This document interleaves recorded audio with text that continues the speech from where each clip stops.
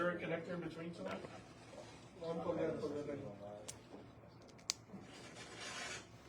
That's just that.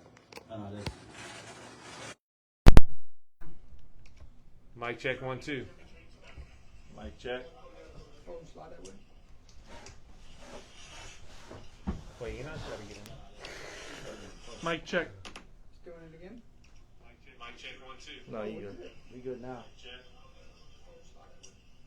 Where's the back connection? Mic check. I have to get some new ones for next year. My new setup. We're just gonna. Table mics. Oh, get man. some. You don't. What? I know it's gonna bother you. What? No, man, it's good. I need them turned. What? The Northwest Road. It's okay. No. Right there. That whole road right there. What? The one above the under the light? He's gonna turn them on. Oh, watch. Watch. It's OCD. Nobody's got up yet, so I'm gonna do it. I know. That's what I'm saying. Oh, He wants to turn the face. Oh. I don't do a lot of things in life. You want to do the top one too? Nope. Welcome, ladies and gentlemen. Yeah. See, Grand opening if you right got here. up, we'd have been done by now. We are done by now. Welcome to the Pop Show. The shit show. Welcome to the Unfiltered Show. Don't tell Holden that. I'm gonna put my pepper by you. What I do? Okay. I'm pouring that in there now. You already got something in there. Yeah, I think he gets a syringe and he put that in there. Yeah. Good. I'm telling you. All right. That's a custom order right there, Gary. Yeah. Uh-huh. See if we remember how to do this. Got that little twang to it on it. The twang, baby. Single-handedly keeping Dr. Pepper in business.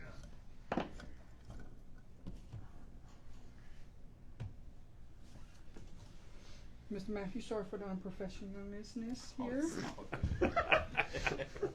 Where that came from? I can't even get I that said, word out. just wait.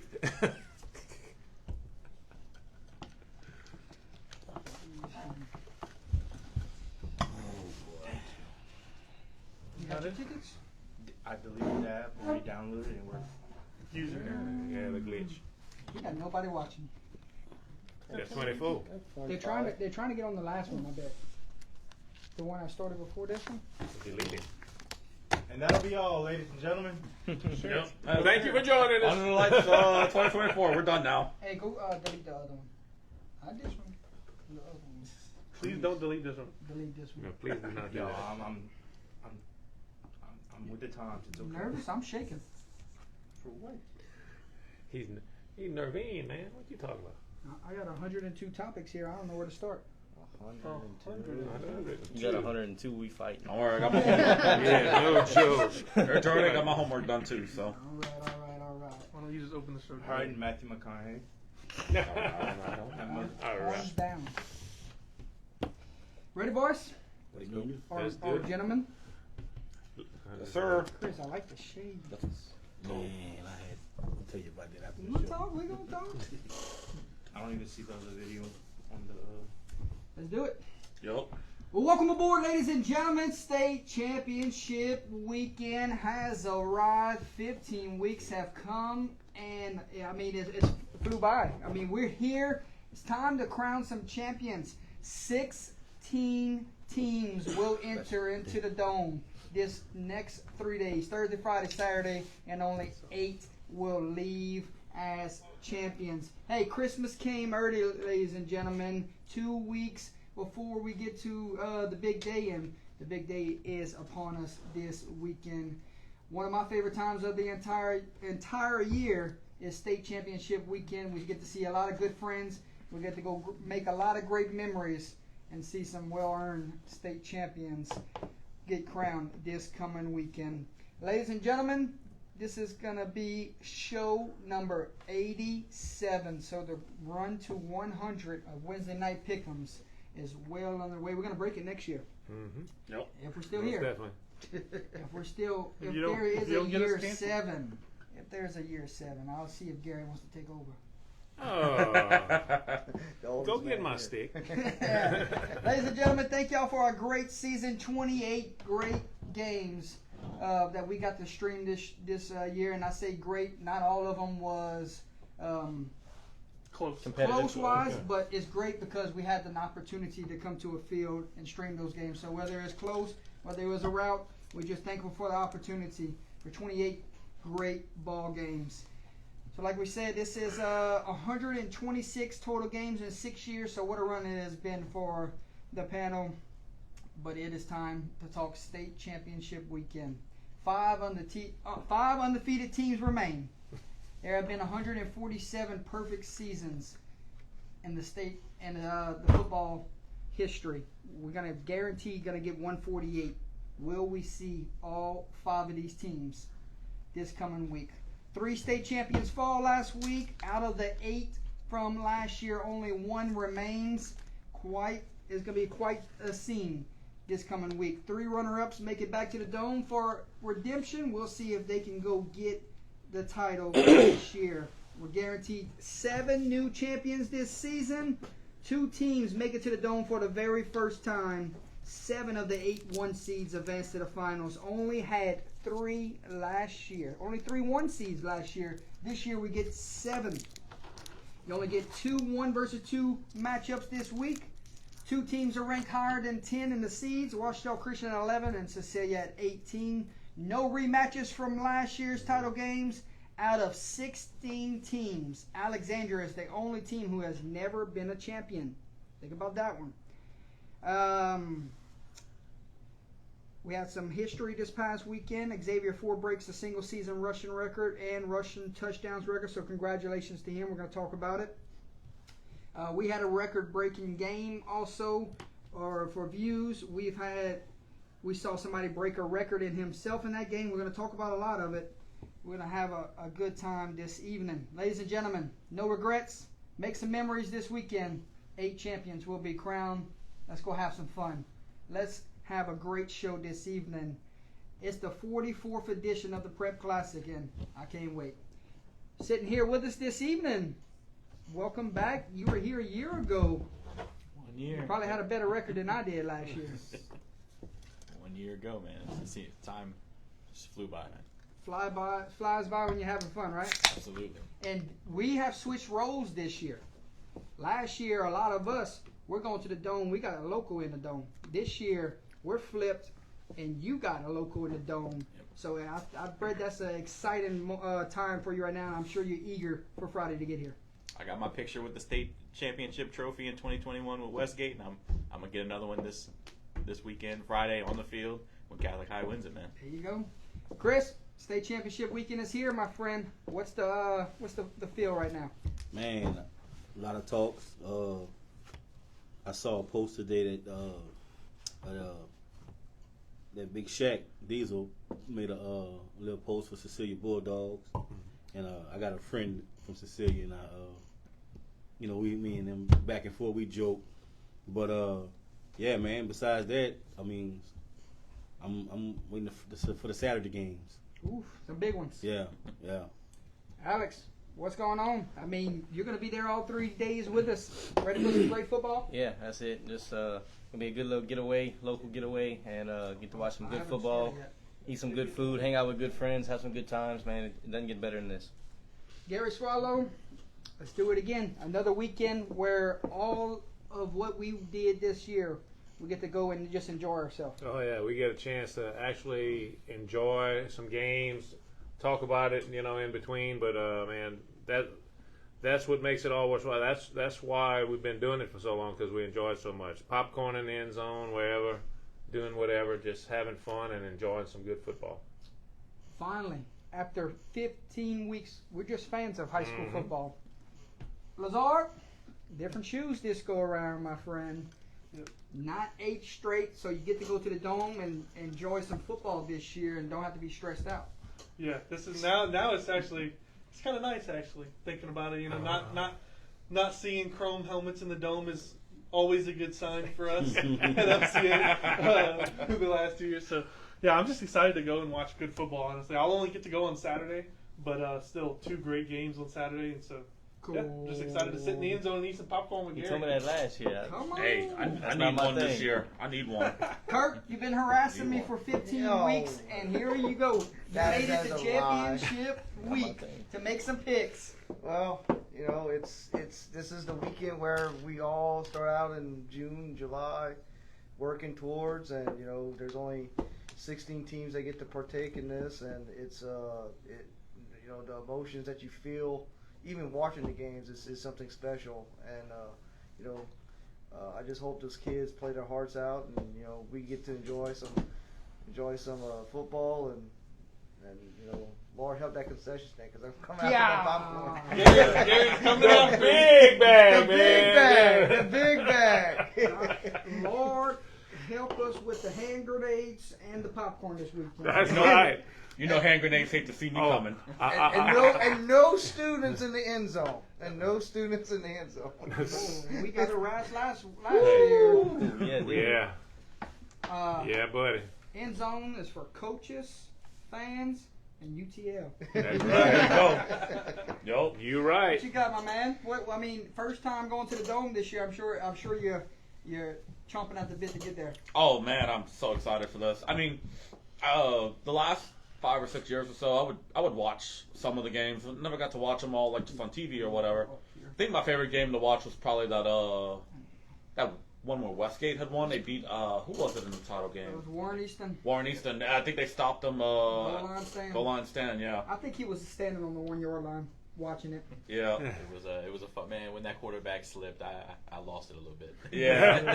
That was probably my favorite game that I've watched, at least on TV when it comes to the dome. But to be there finally and watch all this stuff live, I'm so excited, man. I can't wait. It's going to be a fantastic experience. So. Holden, we got 3 locals playing in the dome this weekend. 337 will be represented. Yeah, process of buying these tickets and He's working on something. been Trying doing to get this. tickets for the game. Well, I already bought them just now. Been doing this for a while with Jordy. Enjoy it every year. It's a fun time just to get away, just to go relax for once. Watch some good teams play. It's cool to see the locals always, but it's cool to see teams that we will ever get to cover, like Carr and others. Go ahead, Holden. What's up? I'm good. Oh, you done? Oh, yeah. Let's go and recap the semifinal matchups before we go and talk about state championship weekend. That's cool with everybody? Let's go. Oh yeah, let's do it. Let's start off with Division 4. It's a Shaq. Oh, the Shaq video, yes. That link in the chat is the Shaq shouting out Cecilia. Let's go Division 4 non-select. Let's go recap semifinal football real quick, and we can fly through these. We can just give our thoughts, but because we had a lot of state championship football to talk this evening. And we'll go around the panel here, give us your thoughts, and let's get this rolling. Haynesville routes General Trask 52-20. Some of us thought that this one could be a lot closer. Haynesville championship DNA showing up. Absolutely. I saw General Trask when they knocked Generette out of it, another local team that was in the quarters. And the game plan was solid, but you just knew that was pretty much where it was going to end for them. Haynesville it's too hard to overcome, and they, like you said, they have that championship pedigree. A hell of a football team. Chris. Yeah, same here, man. Year in and year out, you know, if they're not in the finals, they in the semifinals, and you know, they just proving everybody that you know they're amongst the best. Man, it's been a while for them too. Yeah, A I mean long they time. went last year. Right. A To long win it. time since they hoisted the trophy. Yeah, We right, got a right. good shot this year. Yeah, you know, like you said, Haynesville is just one of those consistent teams that's always right there, and they've run into a couple buzzsaws lately, but I think they might be the buzzsaw this year. Gary, Yeah. Haynesville back in the dome. Yeah, I'll be honest with you. I think they're clicking on all cylinders. They're gonna be a tough team to beat. Hayden? Yeah, I mean, I feel like I expected Haynesville in the dome. And, yeah, what they're going for 17 or 18? is what Quest they're for going 18. I mean, that's ridiculous. What's the last one? 2014. I Jordy think. has That is all a this lot. stuff. 10 ready, years. So 10 20 years. I'm sure we'll 10 go years. through them as we It get don't to the seem names that and way. stuff. But they're going every year. I mean, Yeah, I mean, they're in the semifinals or the finals. Correct. they're a threat every year. Yeah. They're a threat. Yeah. And this year they look like they're even more than the threat. They're the big dog. It feels like right now. Even when With the year they Oakland's out thought, the picture. I yeah, mean, even when the year they thought they, I mean, I talked with Coach Edwards, and he's like, man, we young this year. Young Simmons. Yeah, Yeah, yeah. Simmons ain't going to the dome, There's yeah. a lot of. I want to be young like that, man. Kurt Hainsville, I mean, Yeah. done it for a long, long time, and here they go again with a shot to get number 18. The blue blood of this division, this class. They're like y'all said, they're always sniffing around in that semifinal, quarterfinal round. So it comes down to experience. I think we might see them hoist the trophy this year. Thoughts on Hainesville making it back to the Dome? Last year, got to have a bad taste in their mouth. I consider Haynesville to be they're the standard bearer when it comes to small high school Louisiana football. Small high school football in the state of Louisiana. Haynesville has that pedigree. They know how to win. They're always in the mix every year. And I mean, they made it last year. Unfortunately, they didn't win, but they get to knock the bad taste out of their mouth. They get to rectify that loss. Absolutely. Holden, thoughts on Hainesville, the Golden Tornado. Yeah, I'm Back in looking. the dome. I mean, they probably have the most state titles out of a majority of these teams All of combined. It- Like they are the blue bloods. I like that. Like, Seven- I mean, 17 they of do. them. I think they do. Rustin's got quite a few. We'll talk Yeah. about it later. Yeah. But I mean, it's Yeah, I no, got the no, last no. It's final not a appearance. shot at nobody. It's just That's how great they are. They're a Yeah. great program, man. Absolutely. Let's go to the bottom of the bracket. Logan Sports South Plaquemines. Remember we had this conversation last Wednesday. We said we thought that these two games, well, I did, not everybody. We said that these could have been the highest scoring games of the bracket, and we're sitting here at 20-14. Two good defenses Yeah. battled on Friday night, and South Plaquemines back in the Dome, first time since 2009. Long time coming. They got a good one, a good team this year.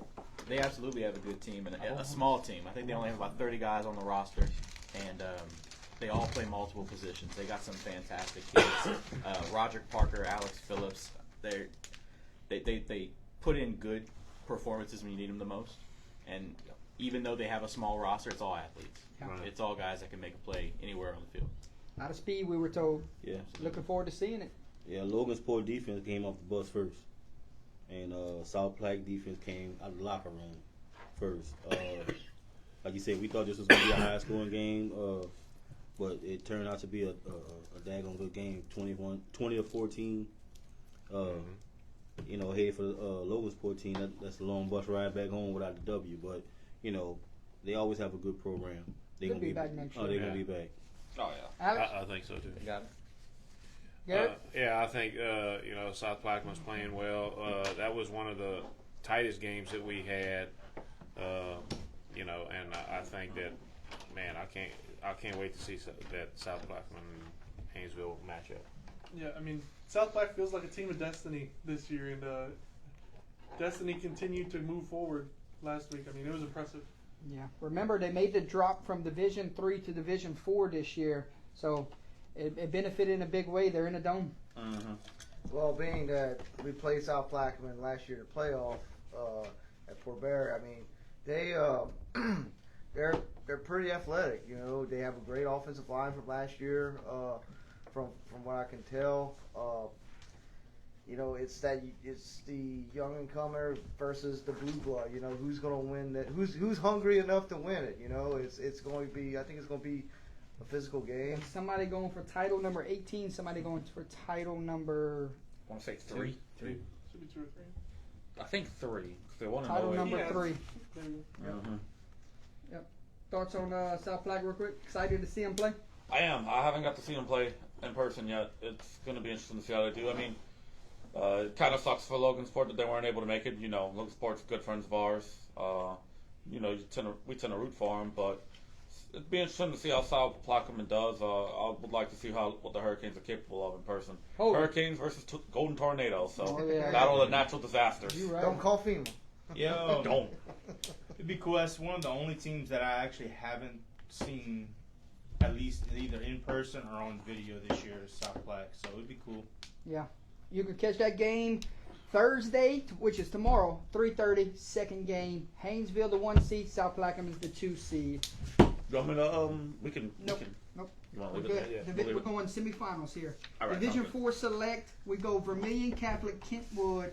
Not many people seen a shutout in this game here. But we've seen how special this defense was the last 2 weeks. They turned it up a notch in the playoffs. And VC, got to think heavy favorite going into tomorrow.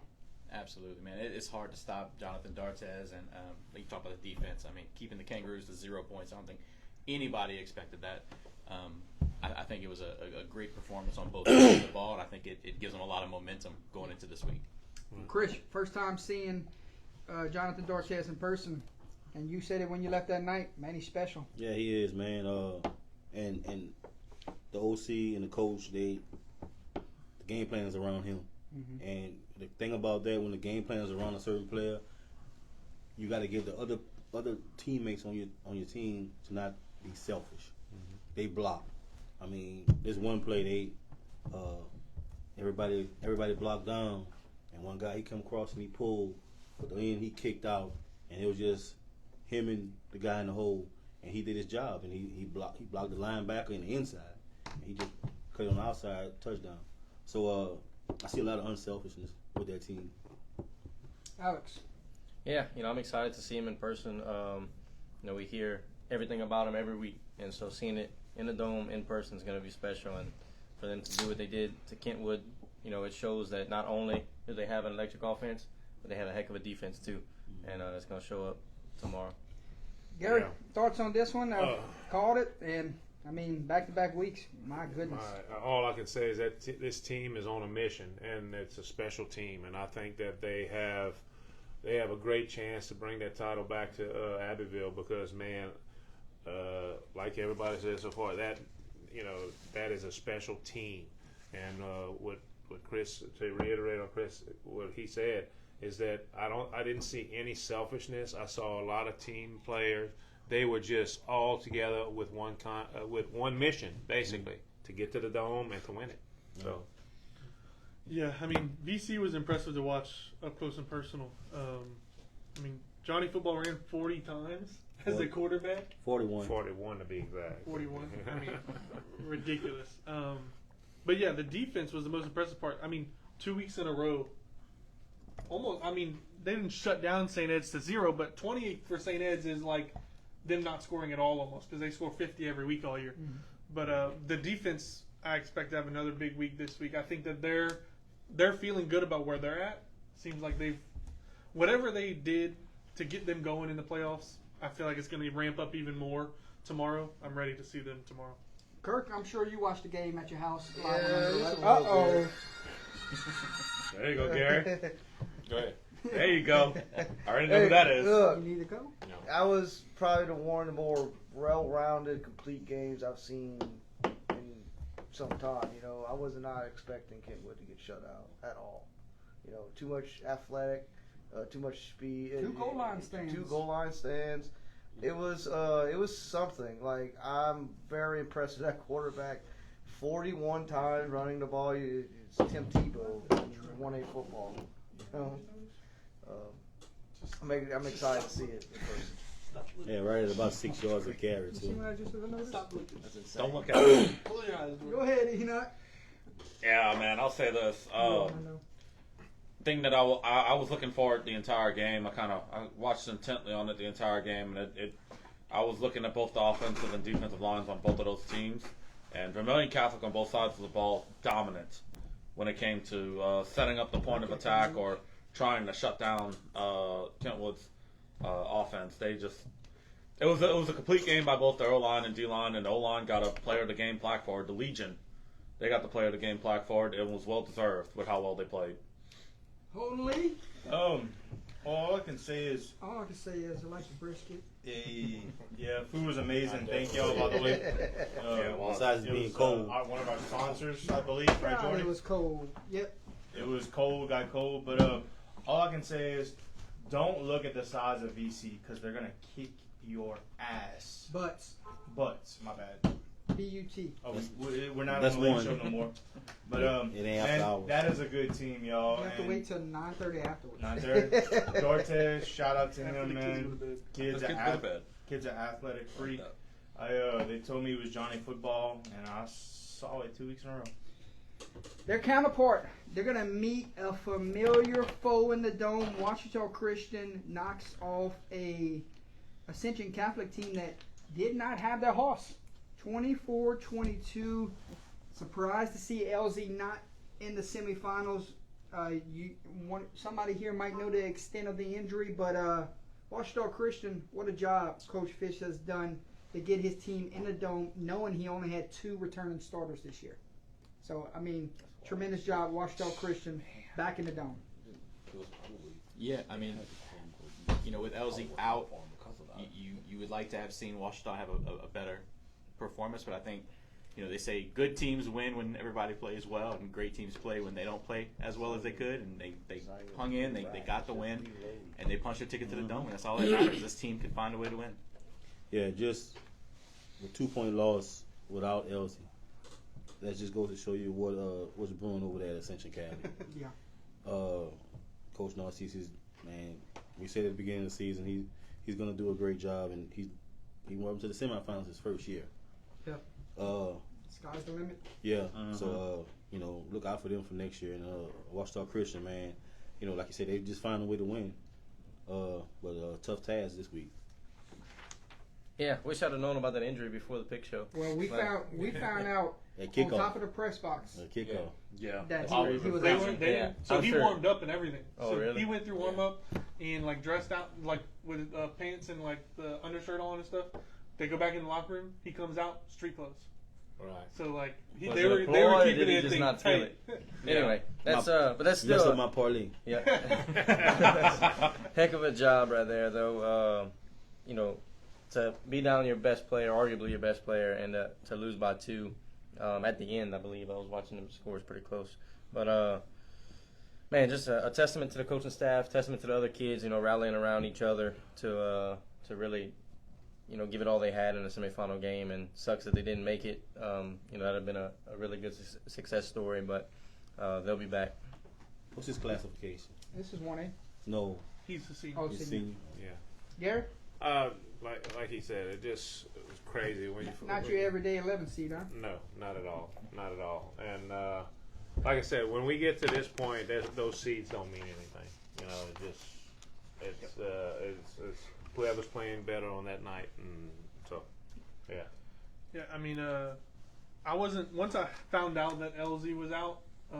So I've been hearing that it was an injury that he sustained in the quarterfinals with his leg, and then kind of re-aggravated it and kind of elevated it during practice during the week, and basically was not practicing the last couple days before the game, and then obviously did that pregame stuff to kind of keep Ouachita Give it a go. on edge, see how he feels, and it was basically a how you feel during warm up, can you go, and obviously it was a Game-time no. decision. Yeah, but Ouachita, I mean, getting the job done on what was supposed to be a rebuild year.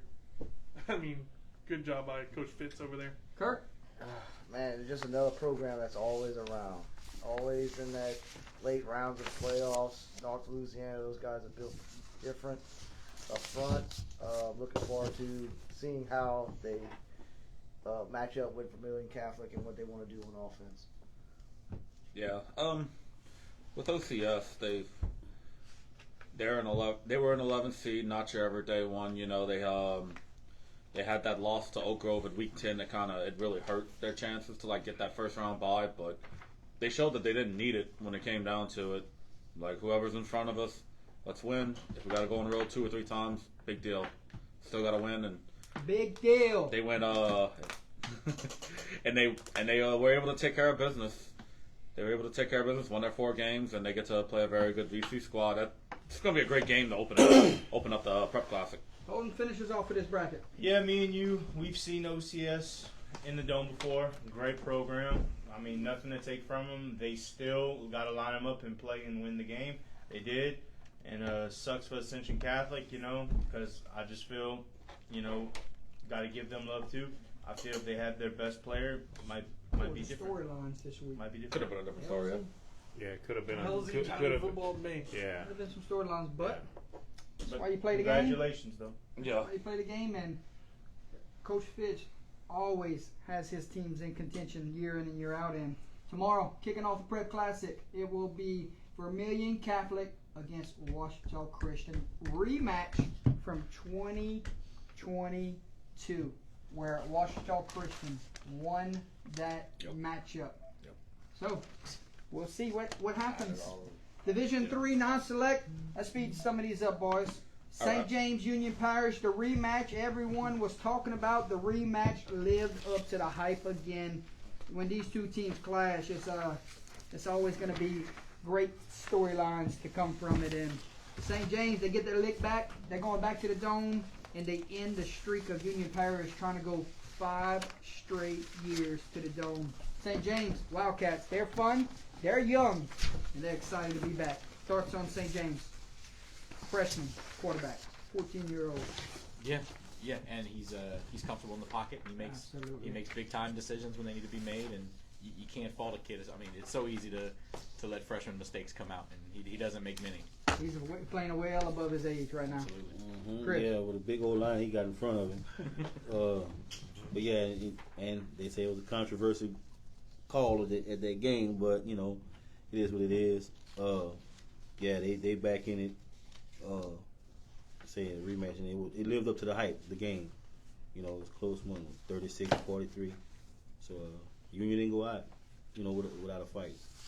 And Union was up, what, 21? Yeah. And St. James came reeling back. So, I mean, sign me up. I want to see this again next year. Mm-hmm. This is going to become a fun rivalry for years to come. Alex? Yeah, just another really good game. Would love to see this one in the Dome again. But look, the team that they're going to play, it could turn out to be one of those good games too, because Sterlington's got something rolling. So. Gary Swallow. Yes, sir. St. James Wildcats have not won a title since 2019. Could this be the year? Could be. You know, I'm gonna tell you, Me and Jordy watched him. that was one of the Dwayne Jenkins. one of the best I think that's when games the same game I thought of the night was that St. James Union Parish game because it was a repeat of the state championship last year, and I said this last year, that was the best game of the whole classic last year. And I bet we see this one again next year. And you know, you got a good shot of doing that. Yes, most definitely. So I can't say nothing but wow. I can't do it. Young team has grown up this year, and they've grown up into probably a good shot to be champions. Yeah, I mean, as impressive as their quarterback is, who's a freshman, I believe their running back, King Young, I think he's also a freshman. If not, he's a sophomore. Apparently, he is very talented. I mean, too. he is. Mhm. That's what I was most impressed Saw with. I that mean, comment about it. just crazy good. Yeah. So I'm excited to see them in what they do Troy, Coach Valdez. against a good Sterlington team. St. James, man, another team, another one of these teams that are just always in the finals. Always in the mix. Watching. I think Speaks that about coaching. yes, and what kind of program they got, and I didn't know the quarterback was 14 years old. I didn't know he was a freshman. Well, when you get your popcorn on Thursday night, you're gonna be like, man, that's a hell of a 14-year-old. I'm hoping I'm there. in the Junior Holden. seats. Go ahead, Mr. Enoch, make it quick. Yeah. St. James, I've always rooted for him ever since I kind of got into high school because my head coach, he won his first state title at St. James, late great James Wagaspack. So anytime, and I know that they had, I think it was in the middle of the decade, they had some rough years, but to see him turn it around, to see him in the Dome, to see him consistently compete for it, I think it's better I think the Louisiana high school football is better as a whole when St. James is good. Oh, cap us off here. Look, I consider St. James almost like Destrehan. They get overlooked a lot. Like it's almost Quietly great. it's almost like Yeah. you take them for granted because they're just consistently there. Like even look, I picked against them this year and I was wrong. So I mean, I admit it, I was wrong. And it's just like it's one of those schools that is just they get overlooked a lot, and it's just a great program. Ain't overlooking them no more. No. Back in the big dance. Especially if all them Yeah, freshmen are everybody's like that. eyes on them now. They'll be right back. Oh, yeah. What a job Lee Doty has done with this Sterlington They Panthers do ball like- club this year. Free rap. Beat Gina Free rap. 48-14. A lot of us thought that the winner of Oak Grove Sterlington would punch their ticket to the Dome in the quarters, and it's what happened. Sterlington Panthers back in the dome. Yeah, man, their 6-4 regular season record is really deceptive. They lost to some really solid teams, and they hung in for most of those losses. They're They played some horses in the regular season. yeah, I mean, you know, that Week 10 loss against Union, you know, they still looked capable of winning it. I think they're going to give St. James problems, and I think it's going to be hard to plan against that type of team. Yeah, I mean, I look at Sterling, they're a little more experienced than St. James, but I think at this point St. James have a little experience in them with the coaching staff, with the seniors that's on the team. But man, Sterlington, they're a tough draw. Another school. Two teams hot. Yeah. Two teams hot at the right time. Yeah. Alex. Yeah, I don't think anybody really outside of Sterlington gave them a shot to get past the quarters. Looking at that Oak Grove team, but to go over there and do that, there's a real testament to what they have on the team, on the coaching staff, you know, in the locker room, everything. So this is shaping up to be a really, really good game and can go either way. Gary. Right. Coaching matters, and you got two teams that have great coaching staffs, and that you got one with a little bit more experience. But I mean, I think this is going to be an epic game. I think that's epic. Yeah, I didn't get to watch much of Sterlington this year, but all I've heard is that they play everyone tough. I mean, it's never like we're just gonna run away with this game easy and stuff like that. So, as talented as St. James is, they're still young. Sterlington, Coach Doty has done a great job getting them to the Dome as a 6th seed in this bracket with their run that they had to have. Very impressive. So, good luck to Sterlington. Sterlington, another team that's always out there, but physical up front. They're nasty. That's brand of North Louisiana football up front. It's going to be a good game. I'm very excited for this one. Yeah, Sterlington, I think, started the year 2-3. Only lost one game the rest of the way. You right? Sterlington fought through some adversity. I know that they were pretty senior heavy, if I wasn't mistaken, last year. I might be wrong about that, but I think they were. But come back, reload, and get back into the Dome. First time since 2021. Let's see. I got them all right here. For Sterlington 2021. Yep, I got them right here. I did the homework, so. But ahead, all good. But yeah, man, it's good to see him back. Yeah, it's just another one of those consistent good programs. I know they've got some size up front. I've heard on some podcasts I've been watching, they're worried St. James against the run, that's what Sterlington's bread and butter. So I'm curious to see the type of offenses go against each other. So spread versus run. Spread versus run power. This one will be tomorrow night at 7 o'clock. St. James Sterlington. This is a rematch of the semifinal game last year. These two teams met in the semis at Sterlington. St. James went over there and beat them. You think Sterlington's forgot about that? No. Oh no. And St. James has redemption on their mind. Sterlington wants to go spoil the party and get their leg back. Something's got to give tomorrow night. Something will. Division 3 select Dunham and Bunkie. Elijah Haven field day sends Panthers home. And what a season it was for Bunkie, and what a season it's been for Dunham. It's going to be fun to see all 6'6" of them on Friday. Yeah, Bunkie was a team on fire, and they just completely got stopped. I think Dunham has the momentum and the right pieces in the right places to really make teams struggle. And Catholic High's got their work cut out for them, because this semifinal matchup was great football. Yeah, I think it was just a brick wall Bunkie ran into. Yeah. And I think experience is what got Bunkie. But man, listen, hats off to them. They sold me this year, so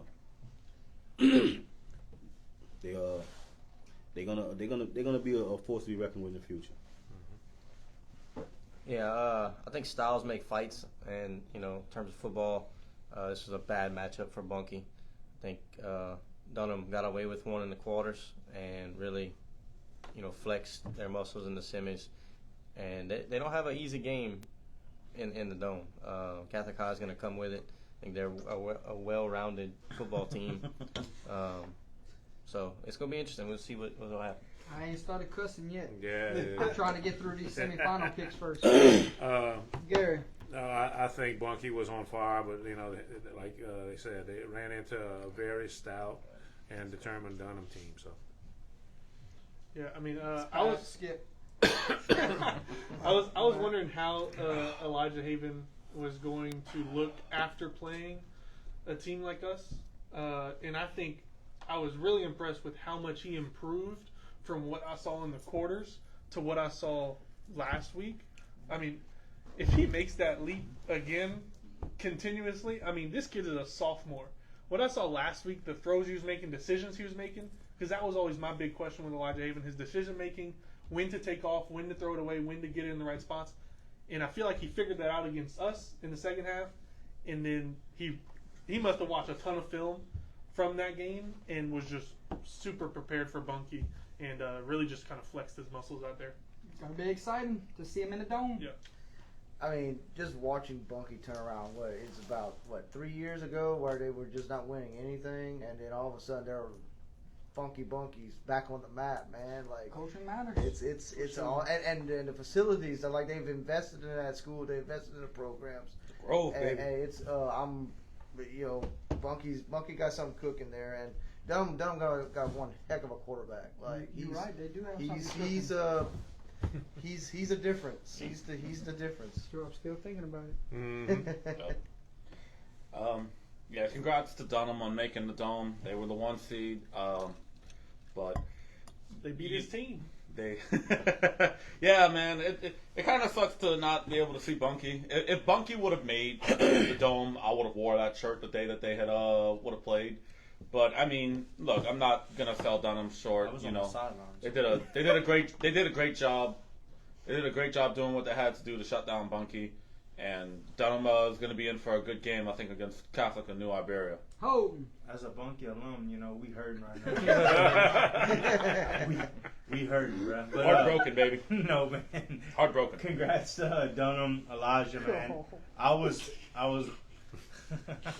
was worried for that matchup, man. I really was. But like Jordy said, coaching matters, man. They'll be back. But congrats, Dunham. I'm looking forward to seeing what Elijah does, man. We'll be at the Grove next year at some point, I'm sure. Catholic of New Iberia went into the champ's house and kicked the damn door down. Yeah, buddy. That's why you play this game to the final 0. Swallow. Yay. Swallow? Mm-hmm. We said Yeah. we said in the Jamboree that this team would be a state champion this year. You don't just make that statement unless they impress you that much. We said that this team was going to be special, and they were going to make a damn good run. And you know what? They did. Damn. I said, damn. Yeah, that's what I just said. It's not 9:30 yet, Jordy. Calm down. 6 Don't minutes. Like Donkey Kong. 6 minutes. Calm down. He's on his third one, man. Let's let the man that covers this team all year long. What a night! I mean, Yeah. I mean, you go for 2, don't get it, and then you go recover an onside kick, and you knew from there it was over with. Yep. I was at that game, and I could talk for an hour about just how impressive it was. The coaching decisions, the player decisions. They wanted that 2-point conversion. They decided to do that, and nobody hung their head after it didn't work. I mean, it was inches away. It skidded off the turf, and it was immediately mindset switch to, all right, let's go get it back. We've been talking about this senior class for 4 years now. A lot of them are 4-year starters. Luke Landry is a special kid, and I know we got another Luke Landry fan over here, but That's my favorite non-LCA player right there. he's they have some things that we didn't even get to see against Calvary Baptist. I mean, we got to see J.D. Hidalgo a little bit, and I think we're going to see him some more. He's a Ray Lewis. He's a white Ray Lewis. I mean, he's just a fantastic guy. When you put him in running back, he can make crazy things happen. I'm excited about this one. I might be more excited this year than the 2021 run with Westgate. Good deal. What was I gonna say with Catholic and New Iberia here? They good. Second year head coach, man. He's Wow, it's his second year. Wow. yep. I wanted to say something. Expectations and gonna have be it. hard But to Chris, beat go ahead. now. Did you remember when I said earlier last week? Oh, I remember it real quick, Chris. Go ahead. For those that were listening, the entire panel picked Catholic New Iberia to beat Newman. So that shows you how much we believed in this team then. And I think we were split last week, but I mean, what a phenomenal job for Catholic New Iberia. Go ahead, I Chris. don't think we were split, but I think we were like I somewhere. picked them. I don't Yeah. remember. I don't remember exactly. but anyway, I told y'all at the beginning of the show last week when we talked about Catholic, about how the improvement from 2 years ago when they beat Lake Charles Prep in the playoffs, and then backdoor Lake Charles Prep beat them last year in the playoffs. Yep. And the growth from that, and you know, we know a prep team when beginning of the season they're gonna take their bumps and bruises because look at their schedule, who they're playing. But you know, once they get towards the district and the end of the season, they're gonna be okay. And that's how I determine the teams who are in the playoffs, like a Catholic or New Iberia, what they did and the growth, and they showed it, man. I mean, they went out there, they knocked off Calvary. You don't just go in to Calvary and win. With a walk-off field goal. Special teams matters. Yep. Yeah, I mean, you know, we kind of were riding Catholic, you know, until we got here. And then we got to that game and said, man, you know, it's Calvary. It's Calvary. And they just went up there and proved us wrong. The ones that picked against them, because I'm pretty sure I was one of them. This is going to be a really, really good game. Really good game. I'm excited for it. Two good quarterbacks going to duel it out. Yeah, special team. We saw that in the Jamboree, and they just keep getting better and better all year. And so I think this is going to be an exciting ball game all the way around. Yeah, I mean, I'm probably the biggest Luke Landry fan outside of New Iberia.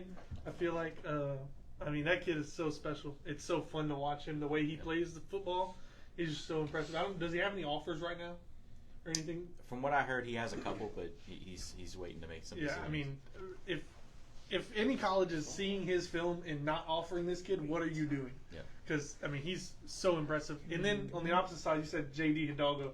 I mean, what can you say about him? He reminds me of Casanova at Notre Dame. It feels like they're the same guy because they'll play lights out on defense and then come in on offense at running back and just get you 8 yards, if not more, every time he touches the ball. I mean, I'm really rooting for Catholic New Iberia here this week. I'm going to give out my pick right now, but, I mean, man, let's go.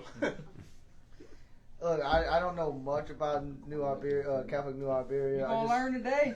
I know. I got the subject. I got the subject matter expert right here. I mean, you But can't just go to the championship weekend and not know your facts. hey, look, I got 100,000 things going on, but I just know that 100,000. I just know that it's a program that is ran right. It's a good school, good program, good pedigree, and I'm excited to watch them in the dome. You This got weekend. enough money for Friday for more popcorn? Oh yeah, I do. All right. All right. Yeah. I had one of my friends. I had one of my friends from around the area, around that area, Saw that comment? earlier in the year. Damn, GP. What did he say? Go ahead. Do I even want to know? Keep All right, go ahead. I'll say this. I had one of my friends from around that area earlier in the year. This was like middle of the year. He kind of told me, "Hey, keep an eye out on Catholic and New Iberia. They're going to be dangerous." Yeah, your friends Gary and Jordan. No, I'm talking about a friend from New Iberia.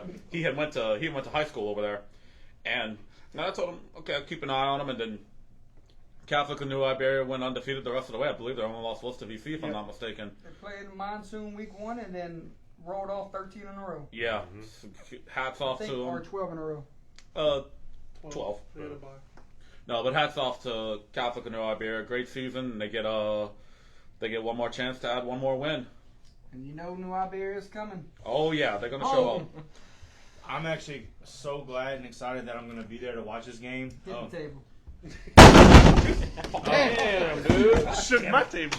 That's my table. You break it, you buy it. We were You watching just it. scared GP. We were watching it on my phone, the onside kick for Catholic, and we were rooting for him, man. That was cool. It was cool to witness that. And then the kicker kicked the field goal. I mean, I'm sure he had all the moment and the pressure on him, and He drilled it. Absolutely. Friday, 3:30. I was asked earlier in the week when I did a show on another platform, which game besides Alexandria and Carr are you most intrigued in? It was this one. Get to see Elijah Haven and get to see the Panthers. Something's got to give. No matter what, the title stays down south. Yep. Division, where we at, boys? We're 2 Division Two non-select. I'll give you the last We finals are- appearance for both if you want. We are 31 minutes behind schedule. That's okay. We Oh, never we are? behind schedule. We never behind. We schedule, are. man. Keep going. I know, right? Division 2 non-select. Yeah, we're on the drive. Franklinton knocks off Iowa, and would have loved to see Coach Johns get Iowa to the Dome. Second time in the semifinals. Not sure about the senior class, how many they're losing, but Coach John's team's going to be back, so and looking forward to the years to come. But Franklinton just find ways to win ball games. That a lot of teams have adapted that method, and looks like Franklinton is in full force here. Find ways to win. Yeah, it's sometimes it's hard being the 1 seed. There's a target on your back, but they've stepped up every week. They've taken that mantle and they've handled it well. Everybody's playing exactly where they need to be playing, and I know the coach is going to be getting them exactly where they need to be coming into this weekend. Franklin, they started off in the top 10 this year, and inched their way up to number 1. And they've been holding it down for the past 5 weeks. So apparently they're doing something right over there, and they got something brewing over there. Yeah, Gary's old saying, just win by Yeah. 1 point more. 1 point. Yep. Alex? Yeah, we had looked at Franklinton's path and their schedule during the regular season, and they do have the 1 seed, but we were kind of questioning it. I know a few of us were wondering how legit that 1 seed was. Iowa was a very good football team, and they found a way to win it. So it's going to be interesting to see what they can do against a red-hot Cecilia team. Gary, good to see it. Good to see new blood in the Dome. Yeah, it is. And I've watched Franklinton for a while because one of my classmates is my graduating classmates is actually the principal over there. So I mean, I've been kind of watching them for a little bit. They did what they had to do against a very, very game Iowa team, and they just had enough to do what they did to get the victory. I don't agree with you. I think seeing the same team in the Dome every year is a good thing, especially for one team. I know who he's talking about. No, I think that this Franklin You team. need some pepper in your life? No, you're not the pepper. He's still got some Red Bulls, so I It mean, change your life. Give you kidney stones and everything. No, Yeah, I've you're right. been really impressed with this Franklinton team. I mean, like Alex said, some people were kind of questioning their 1 seed and how valid it was or what it would look like going through the playoffs. And I mean, hey, they're answering all the questions every time they come up. They're winning the games Just and they're win. in the Dome. So, like Gary says, just 1 point better. That's Just all you gotta be. Just win. Franklinton, just a program that's finally rebuilt itself. They, like I said, they find ways to win. I'm excited to watch them play. Cecilia, and looking forward to a good game. Franklinton, this is the first time they've been back to the Dome since 2010. I believe they won it that year. Oh yeah. Jordy and I were freshmen in high school whenever they made it, so. No, I was in special ed, so Damn, dang, I y'all. was taking speech classes back then. Hey, man. So I don't remember which grade I was in. Hey, it's all good, but hats off to Franklinton. Keep winning games, just win, baby. That's all you got to do. 1 point better. They're gonna show up to play for this one too, so it's gonna be. Oh, boy. And their fan base is gonna pack that place out. Oh yeah. Oh, yeah. Go ahead, sir. Yeah, sure. as an Iowa alum, it's That boy was in the transfer portal. hey, The high school portal's He hot. did his masters at That NIL money be hitting, bro. Yeah. I played baseball at Iowa and I played football at Bunkie. I don't know what that's Never went to but Fountain Blue. That boy's stupid. I went to Fountain Blue. He was But in the band at Fountain Blue. that's pretty cool. 7 out of the 8 games, the 1 seeds are still in it. That's pretty cool. Shout out to Franklinton. They beat a really good Iowa team out of Iowa in the Dome. So Yeah. shout out to them. Absolutely. Mm-hmm. And then our counterpart is averaging 100 a game. basically.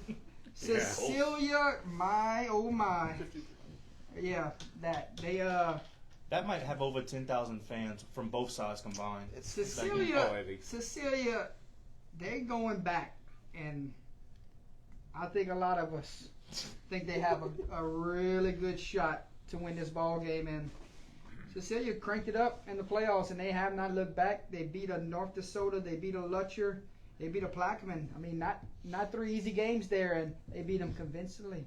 Yep. So I mean, Cecilia, red hot. Who wants to play them? Absolutely. And, you know, we talked last year about Opelousas playing so many games away from home and how that might have given them an edge going to the Dome and it just be another business trip. Look at that 5th straight road game. Yeah, I mean, they haven't had the luxury, you know, because they're such a low seed. And I think they're going to have everything they need done. It was a great win against Plaquemine. I'm excited to see what they can do at the Dome. One more time, Diesel. Yep. Yeah, man. They're a team for destiny right now, man. With the loss last year in the Dome, which was handily, we handled them pretty well last year in the Dome. I mean, it's only giving them more reason to go win it this year. Yeah, and even the loss this year when we beat them this year. If you look at it, the losses that they have this year, teams held them. You know, they slowed them down. They did what they had to do. So it's all about coaching. There was no cupcake schedule. They Right, played. no, it wasn't. Oh, yeah. So and listen, as an 18 seed, they doing what we did last year, at a 12 seed, and I don't see it, getting any slowdown. Nope. Expect 50 or more on the scoreboard, huh? Good possibility. Yeah, look, I mean, you look at the teams they've played and beaten. When we look at it, if they finish it off Friday night, this could be the toughest road that anybody's played and won a state championship out of all the brackets. I mean, these are just, In a long time. and it could be in a long time. Well, think about what we did last year. We beat the 1, Tell the you- 2, tell the you- 4, the 5. Yeah, but listen, Tell your cousin leave us And alone. we beat North Dakota, and we beat I hear you. Lutcher. you had Wesley Shandler last year, but I mean, they had Pro River. Right. anyway, I'm just saying, man. Yeah. Look, we've said it when the brackets Tell your came cousin out. leave you alone. There was six schools that could win a state championship, Mm-hmm. And they were one of them. and they were all in the. I mean, all but one was in that side of the bracket. Yeah. So it's just it's crazy that the road that they've We call gone that the on, gauntlet side. the Yeah. gauntlet. Yeah, They you're and they right. went through it, and they went through it convincingly. Right. So I don't. And listen, the bracket, man, it's crazy how they set up. it's I don't crazy. know. It's crazy. Yeah. And did anybody see Kyle run over that dude I did. Standing straight up. from Plaquemine? My Yeah. goodness. Yeah. That was one of the best runs I've seen this year. Right. Cecilia's not an 18 seed, dude.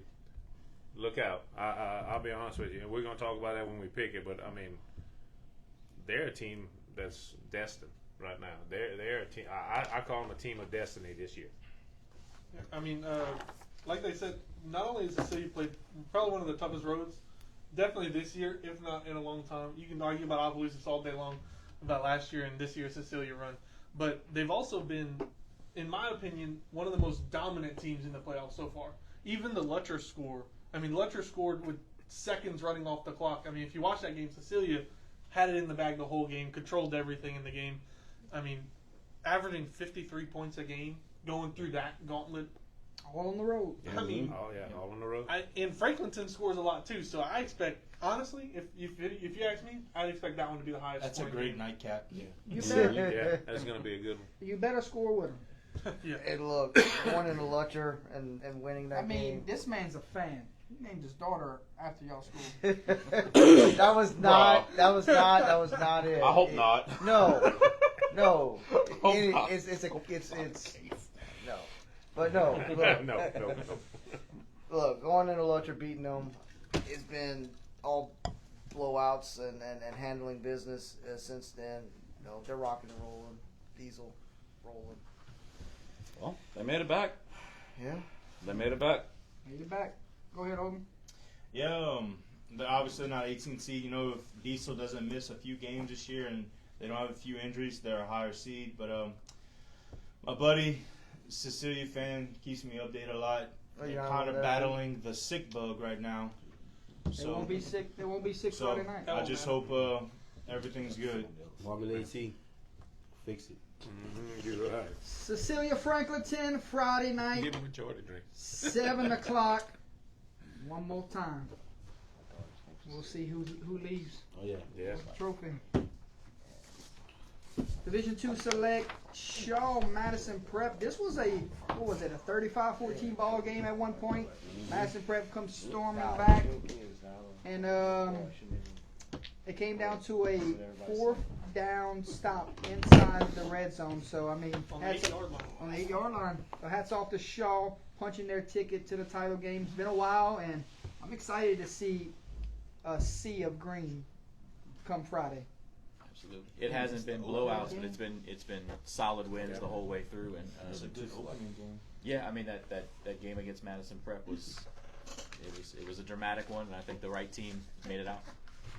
Yeah, they've been going at it all year, and you know. You talk about, remember we talked about the gauntlet side on the other bracket? Mm-hmm. Well, Shaw had the gauntlet side on their bracket. Yeah, pretty much. Yeah. I mean, and from looking at it, yeah, and you know, listen, they're gonna do what they do over there. They're gonna run the ball. They're gonna play great defense, and that's what they're doing, and controlling the game. Man, I think this state championship game is gonna be good, but I feel like Shaw played their state championship game in the semis. That game was Quarters. yeah, that was it just man, they're battle tested, and I think that those two games right there is gonna give them all the push and momentum that they need to finish it up. But Edie White's gonna be a good matchup for them with their defense. Gary. Yeah, I think Shaw. We've been talking about Shaw all Another year. team that you never seen in the dome. Yeah, right. I've never seen them, and I'm gonna tell you, they like they said on that they went through their gauntlet on the top end of that bracket, and you know I think they're determined and they have a mission. That's why they're the number 1 seed. Yeah, I mean, I saw Shaw in week 4 whenever Did you see Shaw? whenever Jasper Parker was in the end zone about every 20 seconds. It felt like, but All you saw was the back of his jersey, that highlight. second half, yeah. But no, and then I watched the game against Madison Prep, and he was actually hurt throughout the entire game with an ankle injury or something. I'm sure JB will tell us. But I mean, just the fight that kid has, and the team has to rally around him, because, I mean, as good as Jacob Washington is, as good as Mason is. I'm not gonna say the last name wrong again this week, JB. But as good as they are, I mean, Jasper's their guy, and the opposing teams know it, and he still gets it done even while hurt. It was very impressive the way he did it against a good Madison Prep team. Look, Archbishop Shaw, they come. All they had to do is hire their legendary head coach back, and everything's rocking and rolling again, man. And so, looking forward to seeing them in the dome and seeing them hopefully win a state title. Yeah, Shaw has the second to longest finals appearance drought. Oh, okay. This is going to be their first time in the dome since 2008. But I know it's been longer since they had won. Yeah, we've heard a lot about Shaw all year. JB's filled it in on us too of how good they've been, and Shaw's proven it every step of the way. You talk about hand grenades. If Shaw wins the title, JB, Whoa, man! hey JB, let me know. I'll drink one with you. We need I a will chaperone drink to one make with sure you. JB at least makes it home at the end of the night. close this out for Yeah. Shaw real quick. As a Shaw alum, you know we're So what sports you played over there? Swimming. Swimming. Play cricket.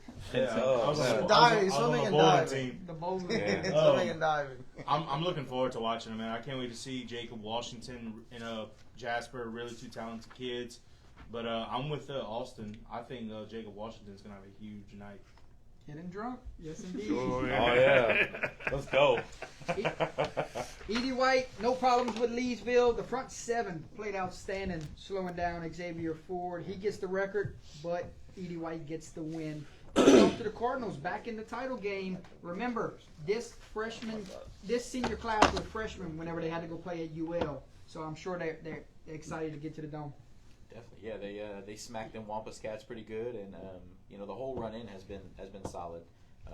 That win against Vanderbilt was a solid win, and I don't know if they have enough to hang with Shaw, but I think they're gonna give him a hell of a game. Yeah, man. Man, shout out to Ford, man. He great career. He got the records. We did say he was gonna get the record, but he might not get the win. Yeah.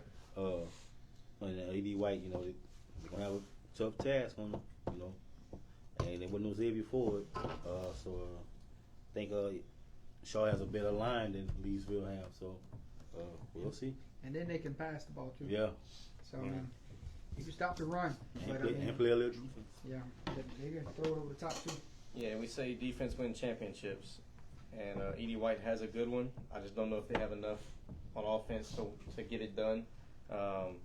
But we'll see. It's the same for a reason, so we'll see if they have enough defense to show up. Yeah, if Edie White gets a lead, they're going to play keep away the rest of the game. Man, most definitely. Edie White has always been a consistent team through the years, and they basically shut down Leesville and they set up what I think is going to be an exciting game. But I think that they're going to have to basically play very high to compete with Shaw. Yeah, I mean, that's a great run so far from Edie White. I would have liked to see them play Lab and see how that game would have gone and stuff to have a real gauge on how this game would go. But I mean, hey, credit to them for getting it through. Xavier Ford is a hard guy to stop. I mean, very few people have been able to do it this year, and they did it well. So, congratulations to them. I'm excited for that game. Anytime you have these in the age of all this offense, and you go back to that old time, Edie White runs like a wing T or something, double wing. So interested to see how they're able to ball control and keep that powerful Shaw offense off the field. Yeah, I think this is a sneaky candidate for best game of the weekend. Shaw and Edie White, I think they match up well against each other. So it's going to be fun to see how this one plays out. Edie White, like you said, they'll play keep away if they end up getting that lead, but Shaw's very capable of taking the lead and running away with it too. Like this game could go either way, and it can go a bunch of different ways in those either ways, if you know what I mean.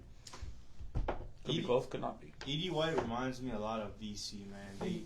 Chris, he must have not been able to pay tuition there.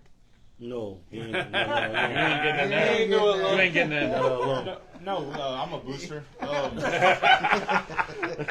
supports their NIL. They remind me a lot of VC. They're not the biggest group of kids, but they play hard with a great coaching staff. This is a typical high-powered offense versus high-powered defense, and they're going to try to play keep away. I think potentially it could be a low-scoring game just from the fact that they're going to try and just neutralize the ball and clock and run.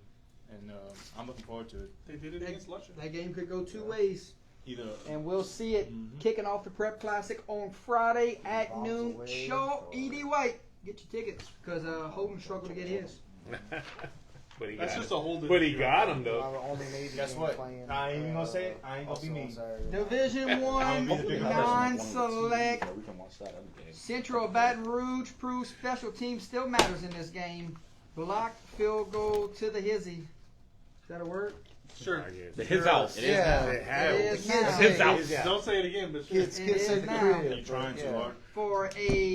To knock off the only one seed that did not make it to the Dome. Neville streak of not making it back continues. Central BR, David Semino says, how he said that in pregame, we're here to set the tone early. And hey, I'm with Coach. Never say die attitude, man. They fought until the whistle for everyone, and it paid off. I mean, take down the one seed. I mean, Neville's a good team, and they played a good game, and it just wasn't enough, man. Go ahead, Chris. Oh, where we at? Central and Neville. Central. Oh, I wanted to say this earlier.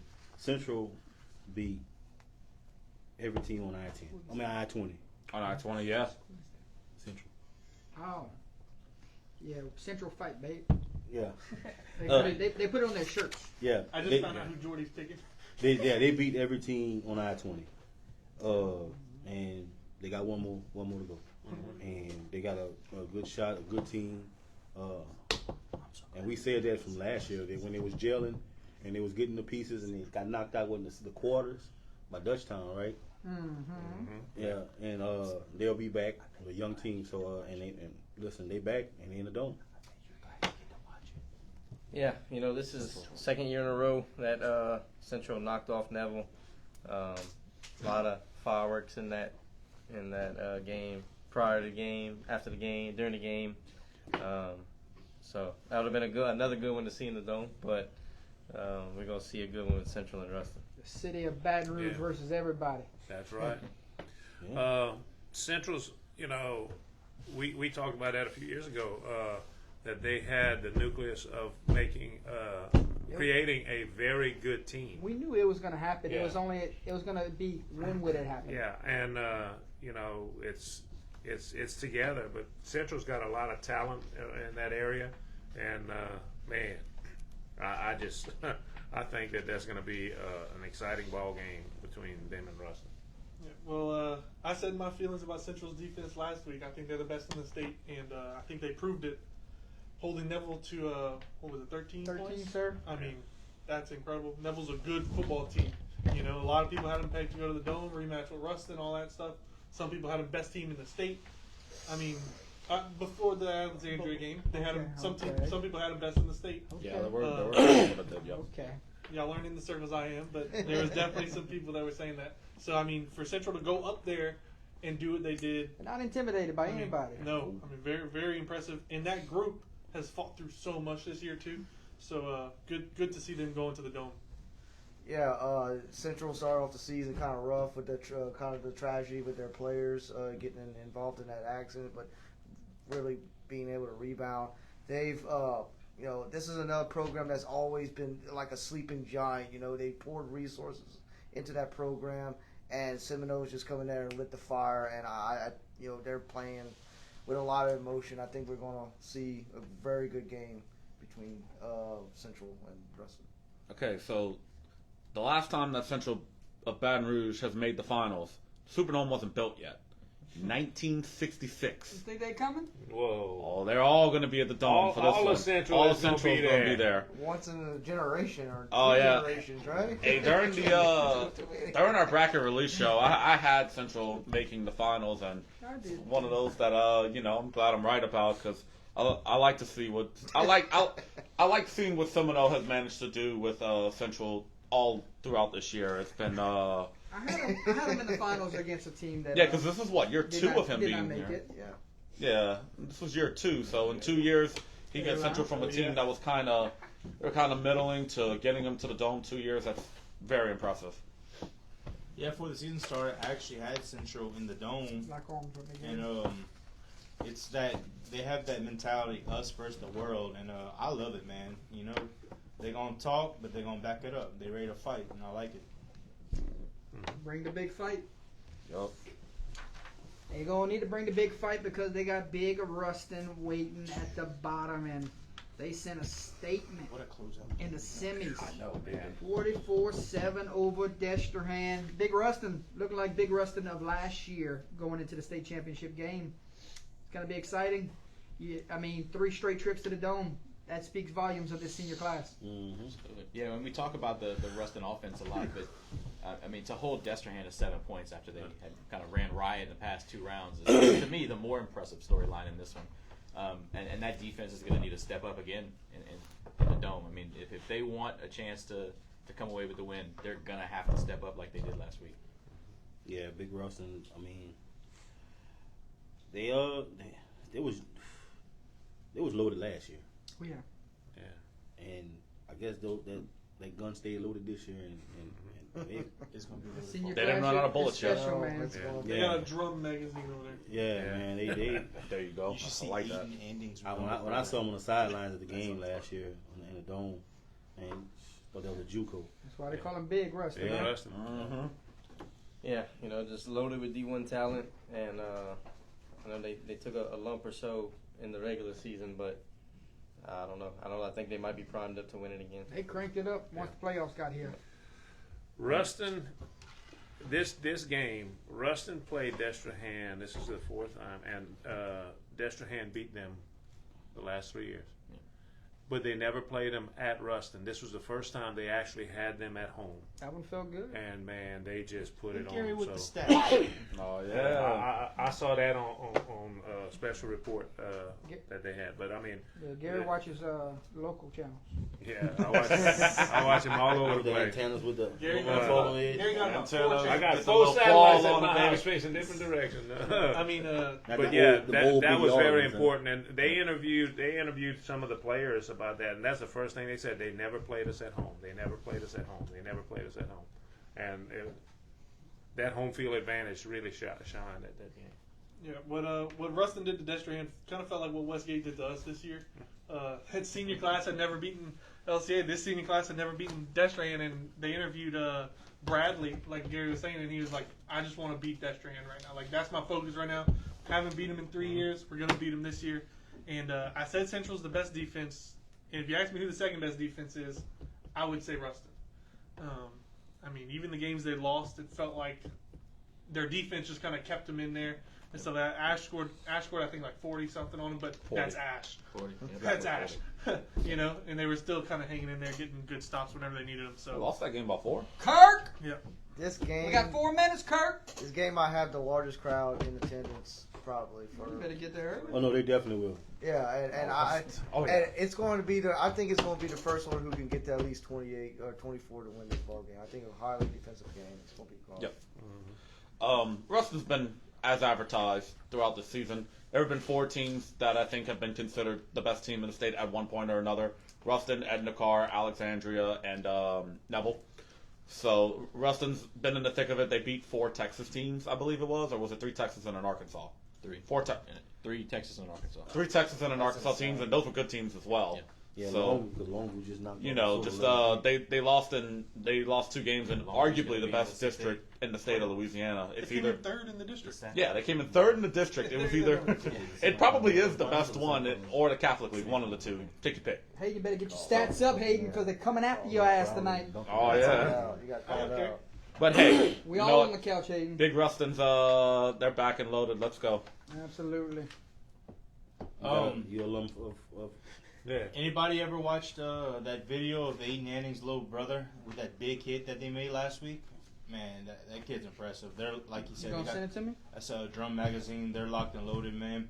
This is gonna be a great closeout for this game right here. I'm looking forward to it. Looking forward to it. Saturday, 3:30. It will be the finale of the Prep Classic.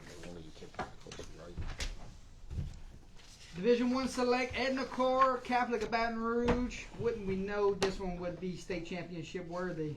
21-19 Carr back in the dome. Long time coming. Me and Chris watched that. Yeah, 2 points separating that one. I mean, it could have gone either way, and I don't think anybody would have been happy with either team making it to the dome. I think they both deserved it.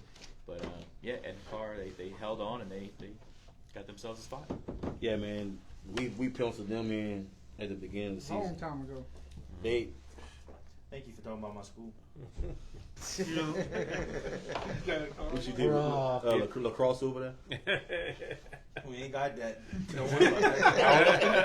Yeah, we had penciled them in as one Power of the best level teams in the basketball. state. Oh yeah, they was on a mission after that loss to Acadiana last year, man, and you could just see it in those kids' face. Last year when we went practice over there for the game, and they just was like just looking like they should be out there too practicing. Unheard of to see a senior class from Carr not make it to the dome. Yeah, Right. and I talked with one of my buddies over there. His son is on the team, and he like, man, listen, they locked in. There's nothing that can stop them. So that's gonna be a good one, man. Mm-hmm. Alex? Yeah, I actually thought this game would have not been that close.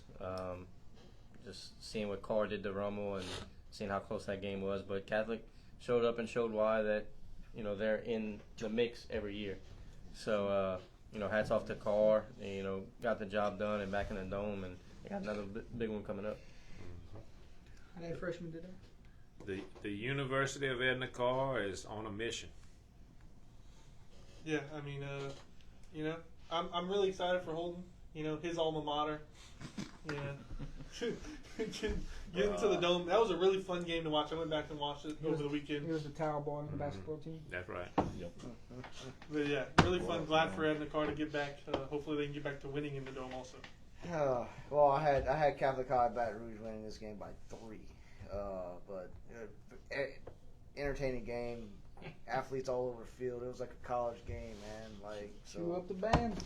So I'm interested to see Edna Carr, them coming out the tunnel and their Don't do it. thing.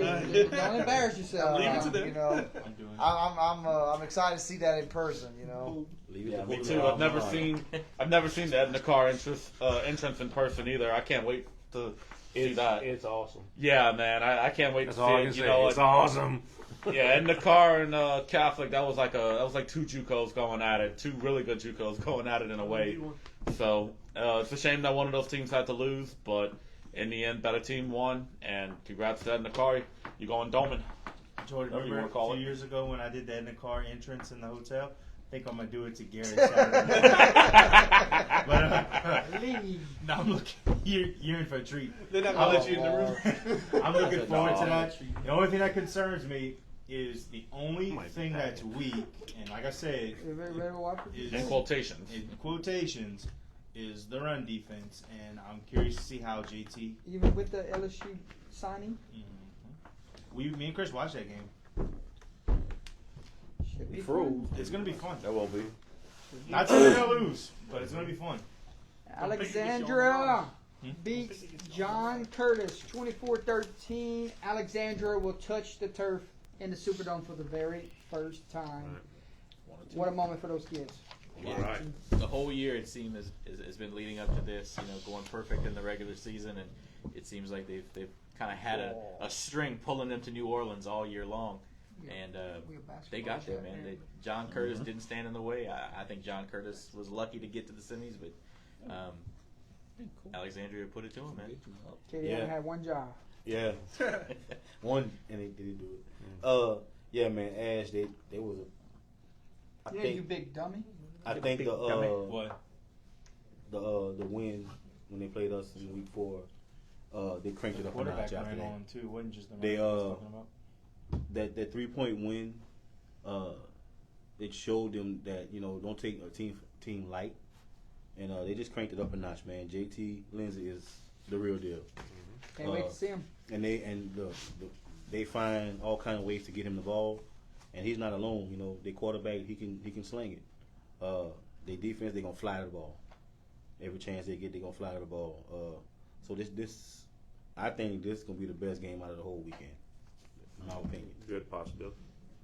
Yeah, Ash primed up to make a state title win. Last time they played in it was COVID year, lost the game. They do not have an easy task by playing Edna Carr, but like Chris said, I think this is probably going to be the best game of the weekend. Excited to see it.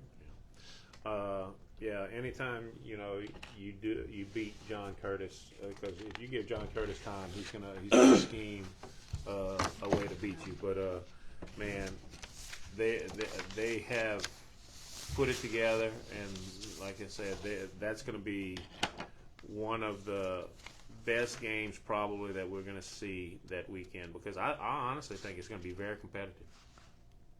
Yeah, whenever talking to Brett McCormick, who is kind of the Ash guy on everything and stuff, he was basically saying that they don't turn the ball over pretty much at all. I think he said they have like maybe 5 total turnovers this year so far. It's like some ridiculously low number. So, and they take away the ball really well. I feel like the turning point last week against John Curtis was John Curtis fumbles the ball and Ash is immediately there to grab it up and stuff. And so I feel like Ash is just so opportunistic. I think both teams are going to have to play really, really tight games, and a turnover could decide this game very easily.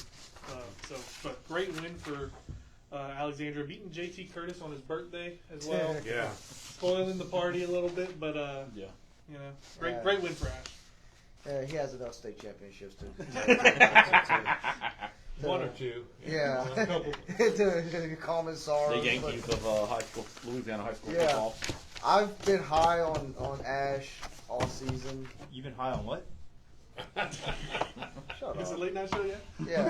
Look, I've been rolling with Ash all season. Didn't and I tell I'm, him to put that tattoo on his What? ass last week? Didn't I say put ash on your ass last week? It's after dark now. But look, Oh, man, it's they- You definitely have Look, About they to don't be make wilding out. mistakes. They're very legit. They got they got athletes. I'm really excited to watch these guys play. So, if you watched a couple of weeks ago, I made a proclamation. Don't put yourself in a hole now that you can't get yourself out of. Well, I will say this: I made a proclamation out there. I'm sure y'all have seen it, and Procma Gamma. but no, Fancy Ash word. took care of business. Their the seniors' last home game played against what I call the Yankees of Louisiana high school football, 20-something state titles, 28, whatever the number is, and they managed to win that game, and they get to play a really good team in Edna Carr, which a lot of people is probably is the heavy favorite as far as what could end up being the best game of the Prep Classic. So it's going to be that game's going to be a lot of fun. I definitely hope it lives up to the hype. Either way. Holden, close us out here. Yeah, played volleyball at Ash. You know, we coming, man. Just know that we coming. He's not I'm excited, man. Nothing but D1 This is the kids part get to of watch everything from both goes on. sides of the ball. He's right. You know, it's gonna be fun, bro. I can't wait to see T. Lindsay in person, our future Tiger. You know, a few other kids on car also. So it's gonna be fun. A lot of Tigers. I think I got like 3. I'm Let's good at once. Yeah. let's take a look at some of these top players to keep an eye out on this coming weekend. We start with Alexandria, JT Lindsay, absolutely. Edna Carr, correct me. Just list them all. Y'all just make sure I get these names right. Y'all make sure y'all correct me. Teron Francis, Yep. Aiden Hall, LSU commit, Richard Anderson, LSU Yep. commit. Keep an eye out on those guys. Dunham, Tigers. obviously. Elijah Haven, looking forward to watching him play. Shaw, Jasper Parker, Jacob Washington, the Michigan commits. Excited to watch them guys play. Cecilia, Ellis Stewart, Braylon Kale, Diesel Solari. One more time. Brent Gordon. Brent Gordon, you can add a fourth Kyle if you On want O here. line, Riker Earhart. Decent Good kid. dogs. These don't have Rustin, no Aiden offers. Anden, It's kind of weird. LSU commits.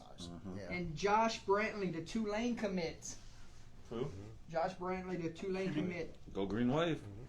Central, DK Mays on that defensive line. Keep an eye out on him. Vermilion Catholic, Jonathan Dortez. Catholic New Iberia, Luke Landry.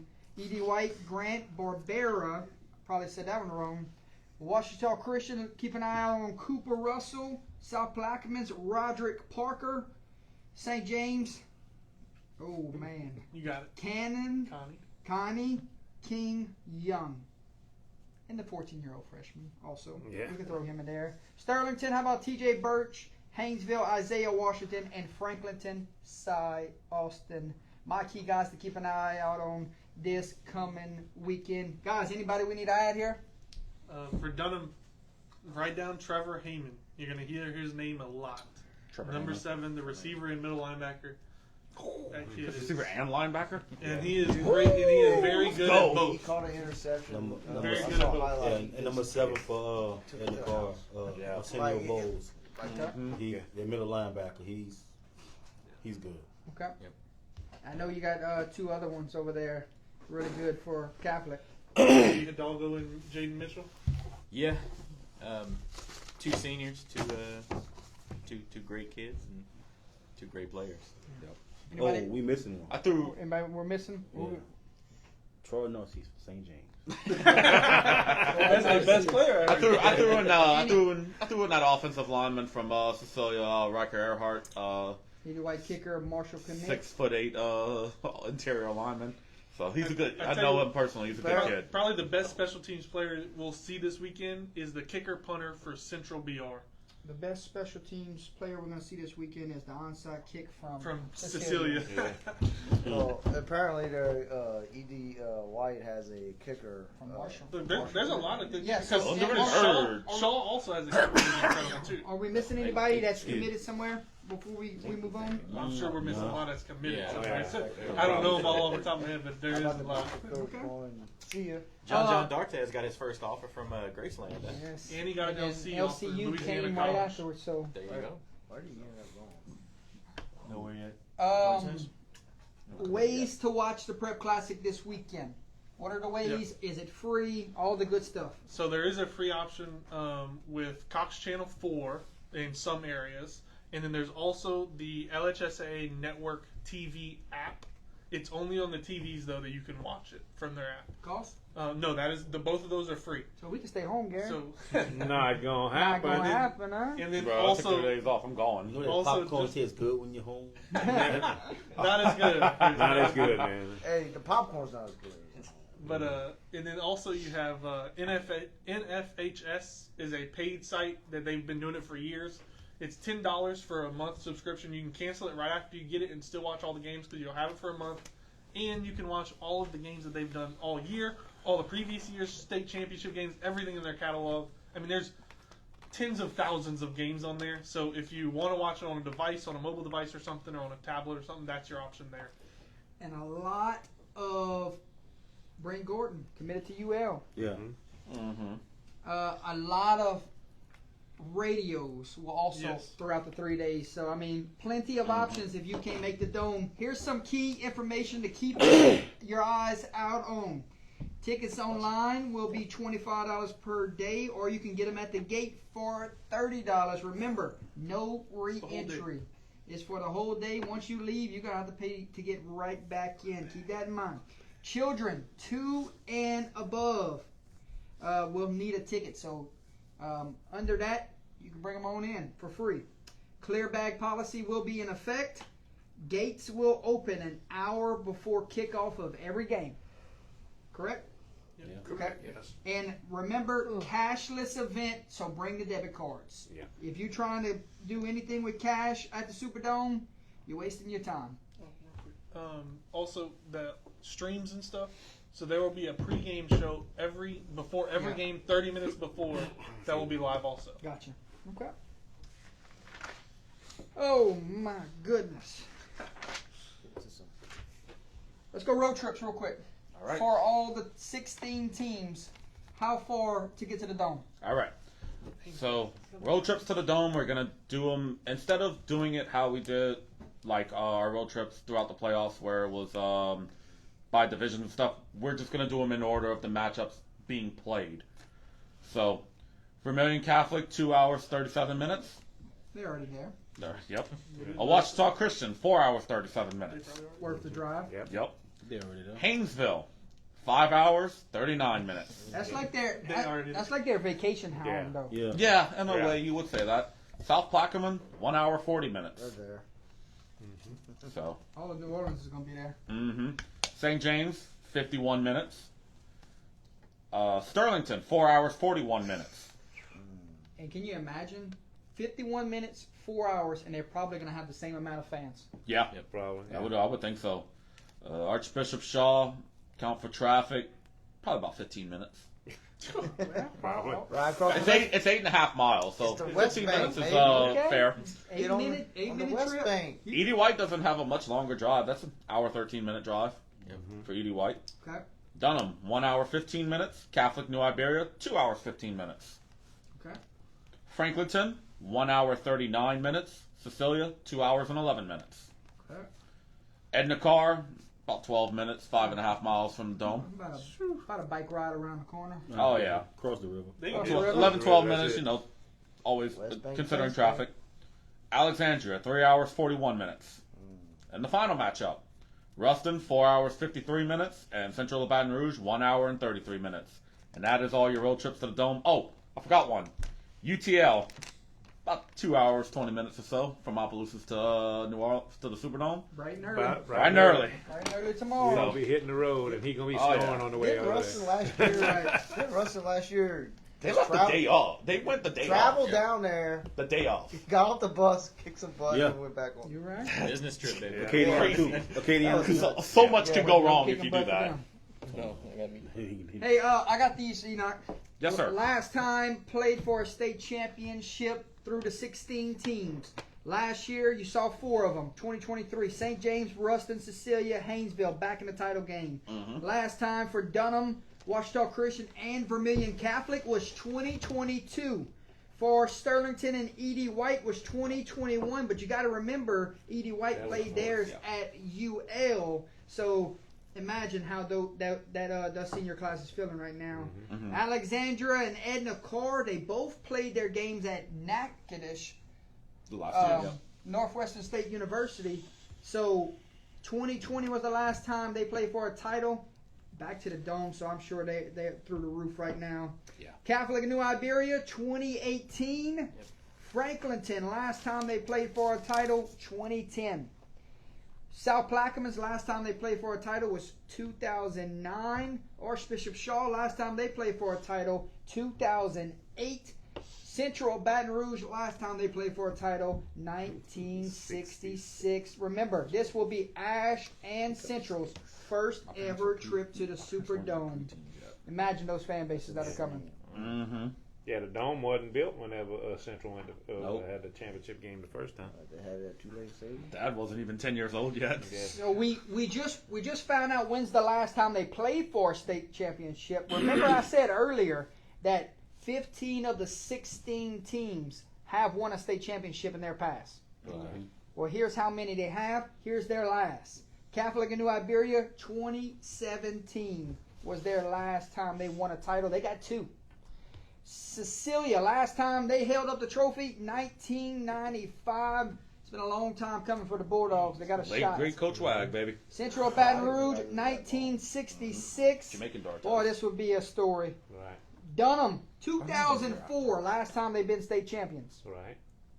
E.D. White, they got 2 of them. They went back to back in the 60s. 1968, 1969. Wow.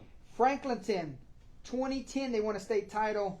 Archbishop Shaw, can you imagine the takeover on Friday? They have not won a title since 1987. Hank Wow. Tierney won that title with them. Yes. Mm-hmm. You think they're itching for a title? Oh, yeah. Too. The fighting JBs. South Like Plaquemines, they went to the Dome 3 straight years. They won it in 2007 and 2008. Lost runner-ups in 09, so long time coming, and their last title was 08. Sterlington, surprisingly, only 2 state titles in school history. 2016, 2021 was their last. Right. Yeah. That's when they be Eunice in 16, No, They lost to beat them Eunice in 18. in 18, yeah. Vermilion Catholic head football coach played on that 2003 team. So Brock Brazier won a title as a player. Now trying to win a title as a coach. Last time VC won a title, 2013. St. James, they got 5 of them. Before the 2019 state championship, their last one was 1979. Another one, Coach Wag. Yeah, so they're trying to get back on the throne here 5 years later. Ruston, they got 9 of them. A lot of their damage was done in the 80s. the 1925, 41, 47, 51, 82, 86, 88, 1990, and then not again till 2023. Trying to go back to back. National championship in '90 also. Come Yeah, on. they won the national Yeah, title that that year. was nice, yeah. Washita Christian, what a story from that program. They have 8 state titles in school history. Their last came in 2022 where they did beat those Vermilion Catholic Screaming Eagles. Right. Oh, Edna Carr. It feels like it's been a while. Whenever Carr went on that run from 2012, 16, 17, 18, 19, and then have not been in the Dome since. They got 6 titles. Their last 2019. Haynesville, 17 of them. And I mean, it goes a long ways back. But surprisingly, their last title was 2014. They're well overdue. Oh, they're itching Right. for it. And then one more for you. Alexandria never won a title. So, would be something if they can pull it off. Mm-hmm. What else we have here, boys? Got some questions for y'all. Oh boy. Okay. Well, and no, everybody does not have to answer. You can all jump in. It doesn't matter who jumps in. I don't care. I was about to say I don't give a, but it's all It's good. not that late yet. Which and I have 20 questions, so we're Okay. gonna be here a while, Gary. All right. Alex is few. Alex, you gotta go.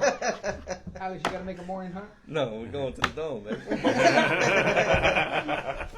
Alex, which game are you looking forward to the most and why? Oh man. Don't say the easy answer. I have to. Give it to me. It's gotta be. It's gonna be Carr And we need wise. and Ash. Panel. You just have so much talent. You just don't know which way it can go. Go ahead, Matt. I'm about to say I'm one and done, man. I'm there to see Luke Landry lift the championship trophy, and then I'm heading back to You my said house. you said that he was a ball boy in the last time they played for a title, right? Yeah, man. 2018 when they were trying to do the repeat, he was a ball boy. He was on the field at the Superdome, and he's gonna be winning it on Friday. Gotcha. Chris, game you looking forward to the most? Alexander Carr. Man, if Carr's defense shows up and shut that run down, they'll be hosting the title. Gary, which game you looking forward to the most and why? Oh, I want to see that game too, but I want to see VC and Western Christian. I want to see those two teams just to start it off. Just go ahead and set the standard. Set the tone of the Prep Classic. I'm ready to see. I was gonna say Kathleen Iberian Dunham, but I'll give another shout out to. I want to see Cecilia Franklinton. I want to see Cecilia cap off this run they've had the last 2 years, really. Yeah, a local team. Yeah, I'm excited for Cecilia. Actually, St. James and Sterlington. I want to see that game Friday night. Sneaky good game, I think. So the same thing, but my most anticipated game is Central and Ruston. Yep, Last that's it. game of the Prep Classic.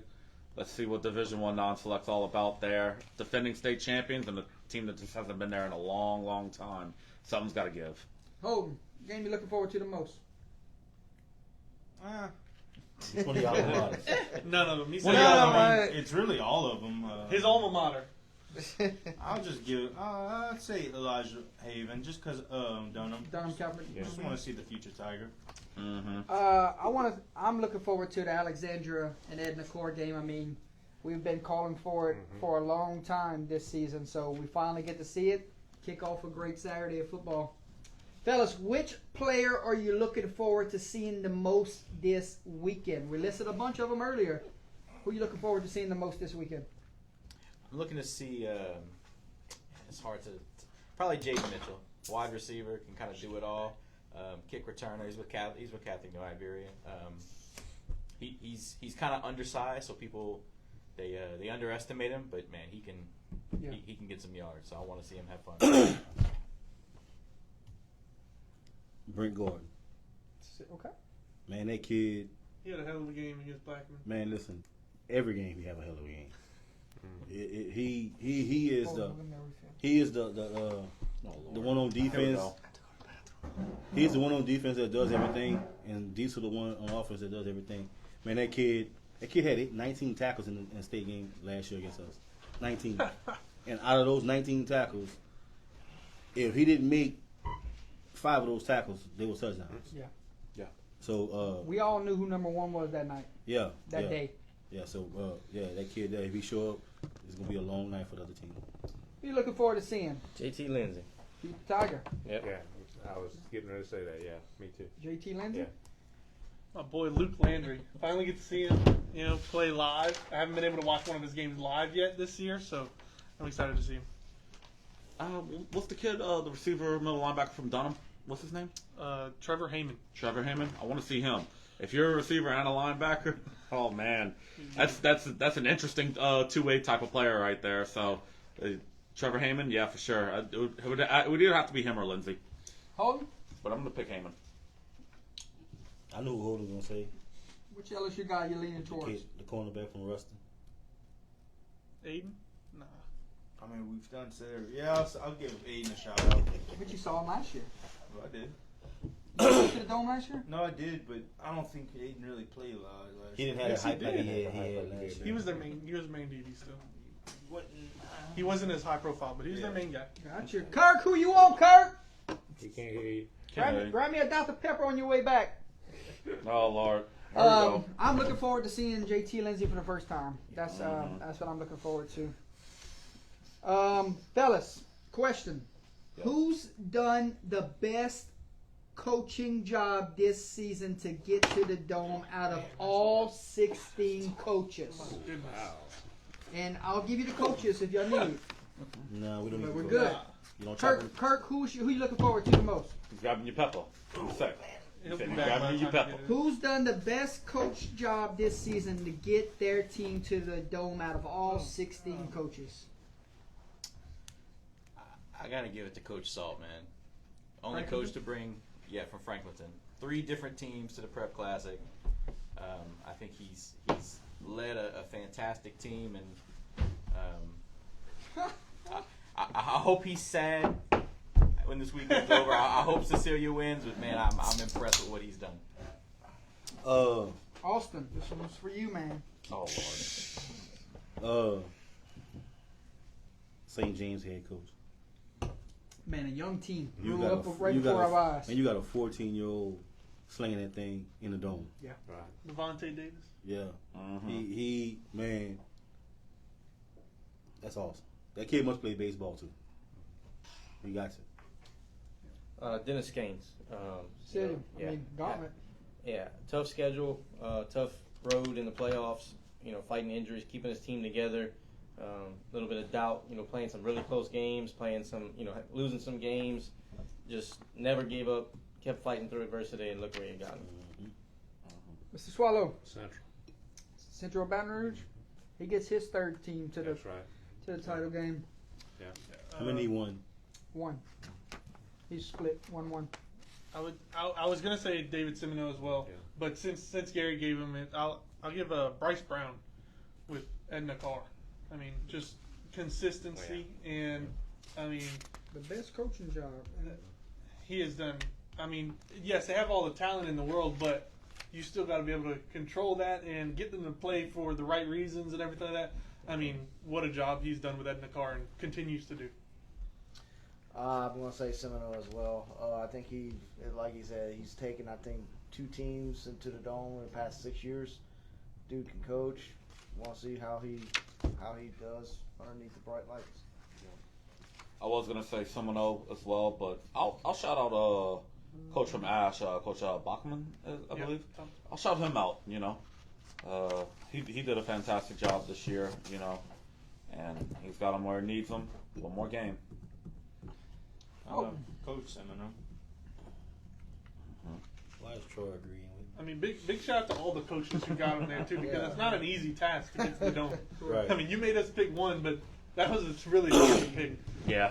Yeah. You can say all of them. they're in the Dome. All of them. They hold the standard. Yeah, I would have went. I'd have went. I'd have went a couple of y'all that y'all said. So I'll lean towards the local and say Catholic New Iberia because I don't think anybody besides New Iberia gave them a shot to get to the Dome. Yeah. So I'll go that route. Hey, we did it at Jamboree. Yes.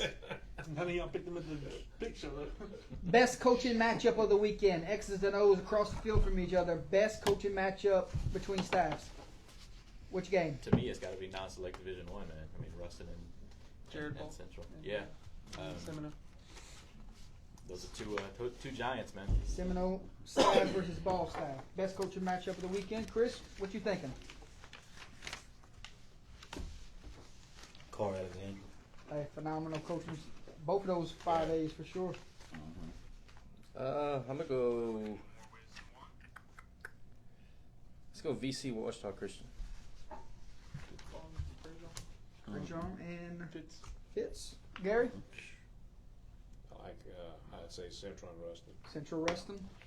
I'd say Edna Carr and Ash, because I feel like talent's almost equal, and so it's gonna come down to that coaching and execution. I want to say the same thing. Edna Carr, Alexander. I'll show some love to my sneaky good game, St. James versus Sterlington. Sneaky good. Oh, Sneaky good one. I'll be typical. Edna Carr. And Garnash. Yeah. I think it's Edna Core Ash. I mean, I think it's the best game of the entire weekend. So it has to be the best coach game too. That's the matchup we want to see all year. Yeah. Yeah. Fellas, any overtime games this weekend? The last overtime game in the Prep Classic 2013. We're long overdue for one. Do we get it this weekend? I think VC could go to overtime. I think that game could, depending on how they key in on D'Artes. If he can't run like he wants, maybe, it's a closer game and maybe they go to overtime. What you think? No shot this year, or we got a shot, Chris? 2013's been a while. I think we got a shot. Who do you think got a shot? Central Ruston. Central Ruston, 7-7. It could be. That's Yeah. So I had some. 17-17, I don't know. I think there's a couple that could. Sterlington St. James, Car Ash. Unless they go for two in that St. James matchup. Don't do that to them 2 years in a row. Yeah, I think we get it. Gary? Yeah, no, probably not. Maybe. maybe one, but I honestly don't think so. Okay. I don't think so, but if I had to pick one, I'd say Haynesville South Black, honestly. Okay, I like it. If we had one, it would probably be Central BR Ruston. Say the same thing I said in the semis. I don't. Very, very low chance. I'm gonna say no. I'm gonna say no. Holden? I think if there would be, it'd either be like the Vermilion Catholics or probably maybe the Edie Whites, maybe low scoring game, just because of the defense. I think most of these teams, if it comes down to the wire like that, I they wouldn't- score a going for the touchdown, win. they're gonna go for the win. I wouldn't bet on. That's it, why I though. don't think there's gonna be an overtime.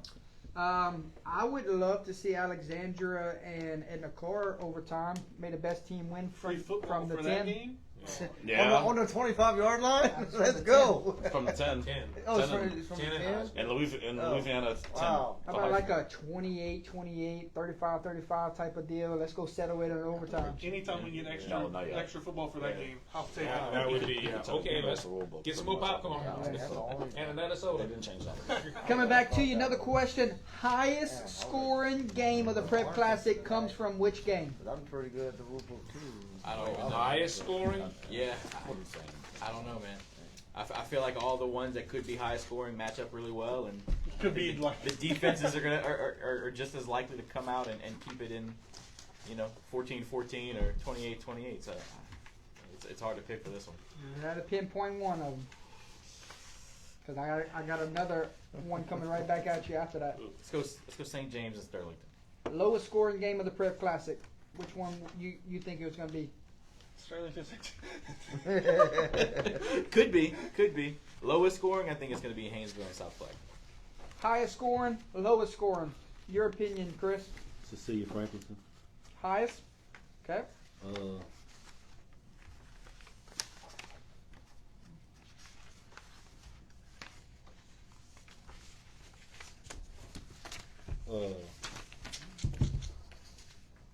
Central and Ruston. Lowest, yeah. I like Dunham Catholic for the highest, Okay. and Shaw Edie White for the lowest. Okay. Gary? I think Central and Ruston's going to be the lowest, and I think Cecilia and Franklin's going to probably be the highest. I don't think they're going to be able to stop Cecilia.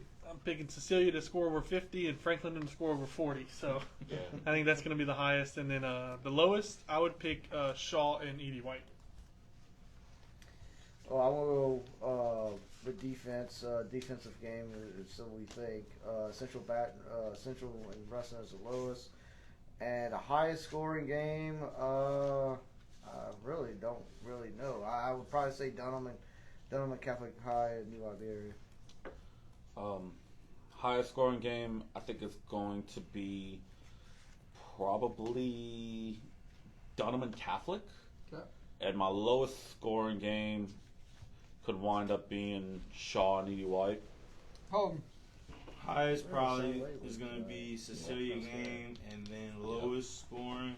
I think it could be out of VC or Edie White games. Highest for me, I think it's going to be a shootout for Dunham and Catholic of New Iberia. And lowest, I think Ruston Neville. Just sounds like a defensive war. Ruston Central. Yeah, them. That one. Yeah, Hey, those Dr. guys. Peppers, he's shutting down. He's Oh yeah, he's he's on getting his tired. second Dr. Me Pepper. get him Look a out. Red Bull stat. Starting to itch. Going right back to him. Anyway, I'm looking right here at the paper. Thoughts on Central and Alexandria in the Dome for the first time. A weekend these fans, coaches, kids will never forget. Yeah, there is something to be said about having that experience, but man, what kind of bulletin board material is it to be able to do it for the first time, to have your entire city behind you? Because it's not just the school that's supporting these kids; it's the whole city when this happens. I think they're going to be having a little bit of 12th man in there, and I think Don't say that. That's blasphemy. I think that's going to give them an edge, at least early on in the game. Yeah, man. That first time there is going to remember because you never know if you're going to get back there again. Right. And for these two teams, I mean, they building programs to where they have a good chance of going back there next year, and yeah, just about the memories, walking on that carpet, even for pregame. No, I ain't got it for me. No, we need something. Huh? We need something from the whole panel. Mm-hmm. Yeah, I mean, just being the first, your names are forever going to be in those record books for getting there. So, and if you win it, they'll never, they can never take it from you. Mr. Swallow? I agree with that. That first one's always a special one, no matter what it is. Yeah, I mean, lights are bright down there in the Dome, but I mean, I think both of these teams are very much up to the task. I mean, they earned this spot, and they played well all year. I mean, I'm sure they're excited. I'm excited to watch them in their first time in the Dome also. Like, look, I'm excited for the kids. I know they're probably over the moon, but it's kind of like you gotta manage your emotions in there, and that's a lot of energy. Don't dwell on that, and just go play football. Like, just go have some fun. Yeah, you've had a lot of you're getting to live out a dream of a lot of broken dreams from your school, from a lot of your alma mater that hasn't made the Dome. Like Holden. So, play for it for what it is. Play the next 48 minutes, and hopefully you're raising the trophy at the end on your first trip. Holden. Control your emotions. You're either gonna go back home happy or sad. So I mean, good luck. Got a 50% chance of winning. Enjoy the memories. Remember, it's a business trip. Mm-hmm. Have we ever seen a year like this one with so much new blood at the Dome and teams making it their long-awaited return after lengthy time away? Thoughts? Wait, what happened? Have we ever seen a year like this one with so much new blood at the Dome and teams making their long-awaited return after a lengthy time away? Yeah. Maybe last year. Not quite as much as what we have this year. Not as much turnover as far as defending champs and runner-ups coming back. Well, you only have one defending champ there. Yeah, one defending champ and how many runner-ups? Three. Three. Three runner-ups. So 12 new teams. 12 of them. Yeah, man. Listen, it's gonna be a hellified weekend. I don't think we've seen it, but I'm looking for those runner-ups to get the job done. Yeah, I think I think this is one of those years where you definitely have some good matchups and guys that are coming in, but I feel like last year was maybe a little bit better in that respect. I don't know. Yeah, it's tough. Years like we have right here for people that don't like the split, because it shows that it doesn't really matter. What year it is that new teams could make it. Back in the day, it's a lot of the same teams getting there over and over again, but there's a lot of parity in high school football right now. Gary. Yeah, I think that's true. I think you. Oh God, you have like you said, a lot of parity now. You got a lot of these new teams, and I don't know about y'all, but I mean, I like whenever I see new blood in there. That's just something for me. I like to spread the love. Nope. Still disagree with you, Gary. I know who you're talking about. Yeah. Right. No, I mean, Dynasties are a good thing, actually. yeah. I quite like As long as there's dynasties not too many personally. of them. At one But no, time. I mean, 12 new teams. Is that what y'all said? 12? 12 new. Is that the, I mean, that's. 3 runner-ups, 1 champ. I mean, as far back as I can remember, yeah, that's the most I can remember. So it's fun to see though. Too. It is fun to see, especially whenever these communities really have rallied behind them. Like you think of Alexandria, that community has really rallied behind this Ash team, and so that kind of stuff is really fun to see as well. And I think it's going to be one of the more Electric. packed out Yeah. atmospheres, electric atmospheres that we've seen in recent memory because of the new teams that are coming in. Because you know they're coming. You don't want to miss it. Well, you get that. Not at all. Well, you get that you got that last year. I think. With y'all's game. Yeah, Yeah, Opelousas, our game was Cecilia. Cecilia. Like, we haven't been there since ever. And Cecilia hadn't been there since 95. 95. So they were eager to get back. And man, listen, and I think I said this to you guys before. You just stand on that sideline and the PA announcer say something, and he's saying something about Cecilia, and some good things, and Cecilia crowd just go crazy. I mean, it's loud coming at you. And I'm standing next to Deshaun Ford, and he like, damn, they loud. So they said something about Opelousas, and they hear the roar come from behind us too. He like, damn, they loud. Like, at the end of the day, when you get communities like that in a dome, like, it is really the last person to cut the lights off. Oh yeah. Oh yeah. Especially, I will say also, like, if it's your team's first time in a long time going, like we were saying this live, go to the game. Yeah. Because you are not guaranteed to get back there next year, the next, like, you don't know when you're getting back. It's never guaranteed. And these kids have put everything together this year, culminating to this one game where they need to perform. So go out there, support your local community. If you're from Lafayette, go support Cecilia, VC, Captain Iberia. You know, we don't have a Lafayette team, but there's other teams in the area that you can support.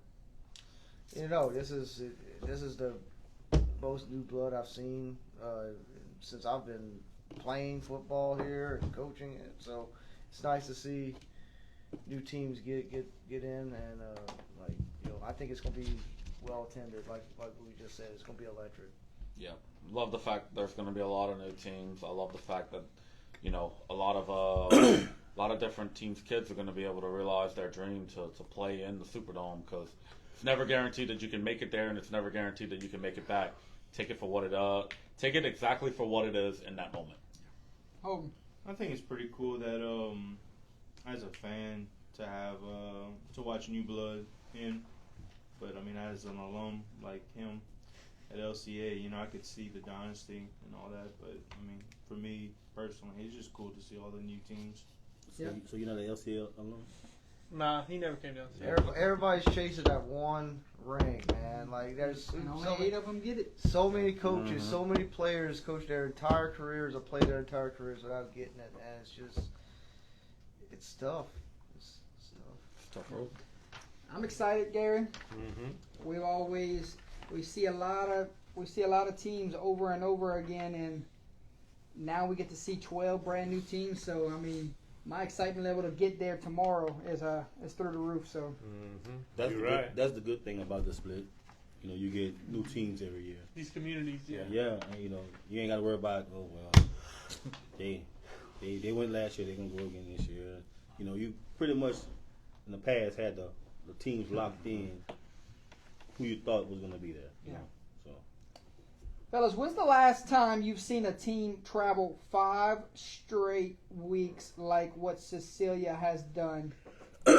Last time a seed ranked 18 won it all. Somebody ranked higher than 16 Acadiana, won it all. Kenana in 2010. 2010. Yeah. they were 27.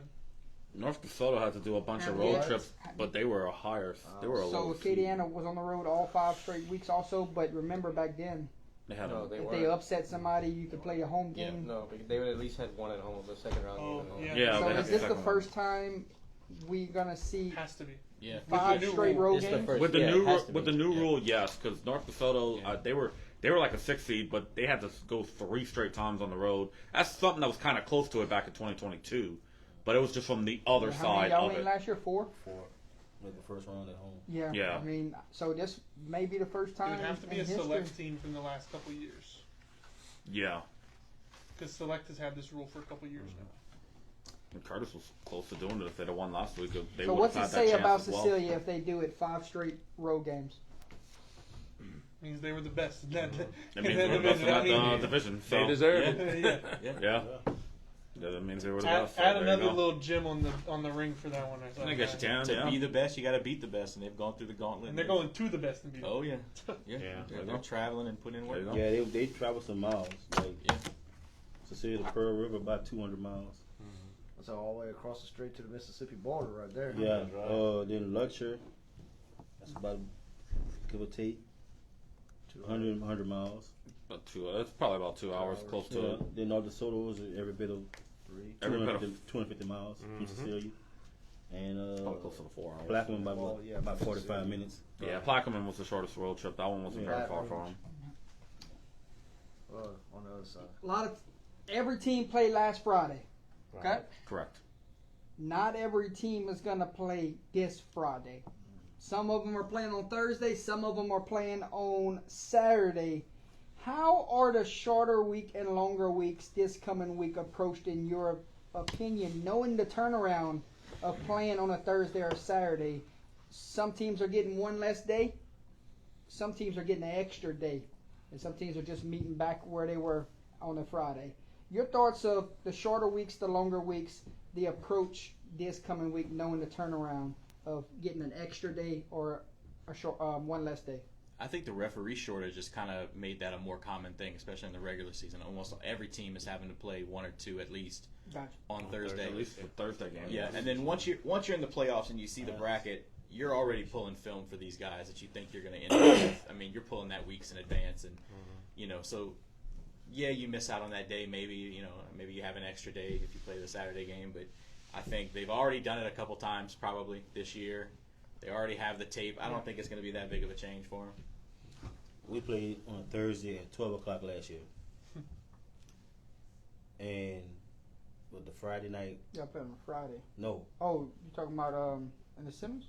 no, in the Playoffs. Playoffs. Well, the Friday at 12. I'm sorry. Yeah, Friday at 12. Friday at 12, and we treated it like it was a regular week, But he got him acclimated to playing at 12, not just practicing at 12. Gotcha. So, and then we knew who we were playing already, so kind of made it a little easier. Film was the same, pretty much. Just watch who they played the previous week, that Friday. Started practice Sunday. Then I think, yeah, they were at school, practice Sunday. Then Monday, like practice from during school hours, whatever, and we left Wednesday. You just have to get the team acclimated to playing at those times. It's not about the days, it's the time. Because who wants to play at 12 o'clock in the daytime? And I'm not in college. Right. Or in Texas somewhere playing on a Saturday at 12 noon. So you just have to get them acclimated to playing at that time of the day. Yeah, your meals and your hydration are definitely Yeah. it changes. Yeah, I like that. Yeah, I think losing the day for the Thursday games, isn't that big of a deal, especially this part of the season, because it's mental anyway. Most of you're gonna basically have walkthroughs majority of the week, especially with traveling and stuff. So it's really mental. It really doesn't make a difference. Like Chris said, the biggest adjustment is the time that you're playing. Right. In the world. I don't think it matters. I'll be honest with you. You're playing for a championship. It doesn't really matter. Play them in the grocery parking lot. All 12. Yeah, you're right. The beer. I'm telling you, man. Check that Dr. Pepper batch. Yeah, for me, I think it's you just keep it the same as what the kids have been used to all year long. I mean, you only You had don't- 7 practices for it the last 7 years. Yeah, and we keep everything the same. You don't want to change up the kids' routine now, because then it gets them out of what they're used to all year, what's been working for them all year, obviously. So you want to keep it the same. To me, I keep the intensity the same. all of that, our thing, we have competition Tuesdays. Every Tuesday practice is competition. Ones against ones, going at each other and stuff like that. We do the same thing, you know. If it's a Thursday game, I mean, coaches are already watching film, like you said. They're watching film on the Thursday the week before a lot of times because they've already done the prep for the Friday game for the semifinals. So they start working on next week who they expect and stuff. So that kind of stuff is already being taken care of. But yeah, try and keep it the same as much as you can for them is kind of the best option in my book. And it's going from that playing on that Friday to playing on Thursday. It's all about, you know, getting your guys back. You know, that extra treatment, getting into that hydration, like y'all said earlier. It's just that's coaching. You know, that we've gone through that throughout the season. Heck, we played a Saturday game and then had to turn back around and play a Friday game that following week. So, but like Gary said, this is a state championship game. You got to get right. You know, nothing should stop you from going out there 100% full tilt, running out that tunnel. Like, so it's just about maintaining your body throughout that time period and that short turnaround. Yeah, I mean, just you make your adjustments as needed as far as timing and stuff goes, but keep the core things that got you this far the same. That's all I really have to say about it. Totally. Don't fix what isn't broken. I don't know, I'm different. I just think it's an excuse. Like, I don't know. I don't think it really matters. I mean, you're going to lace them up and play regardless. Teams like getting the car and resting them, it doesn't affect them. I just think it's a mentality thing. That's just me. I think the advantages of the Saturday teams. Get the extra day to relax. It's the Saturday teams and Some guys the are teams that hurt. play at 7, the Thursday and Friday. You know. Mm-hmm. Yeah. Question: will we see a defensive player this weekend win most outstanding player? No. Usually it's a quarterback, receiver driven award here. Can we see a defensive player get it? We got eight tries. Greg Gordon did it last year. Yeah, I was going to say that. I don't see it this year. Not this year. I don't think so. I see him doing it again. Too many electric athletes. Nope. No. Let me look one more time real quick before I say no. Well, I think they give a. But I feel like one of each. Okay. Yeah. One each team. But it's been No, they don't do quarterback. one of each team. They just do a Most offense. outstanding player.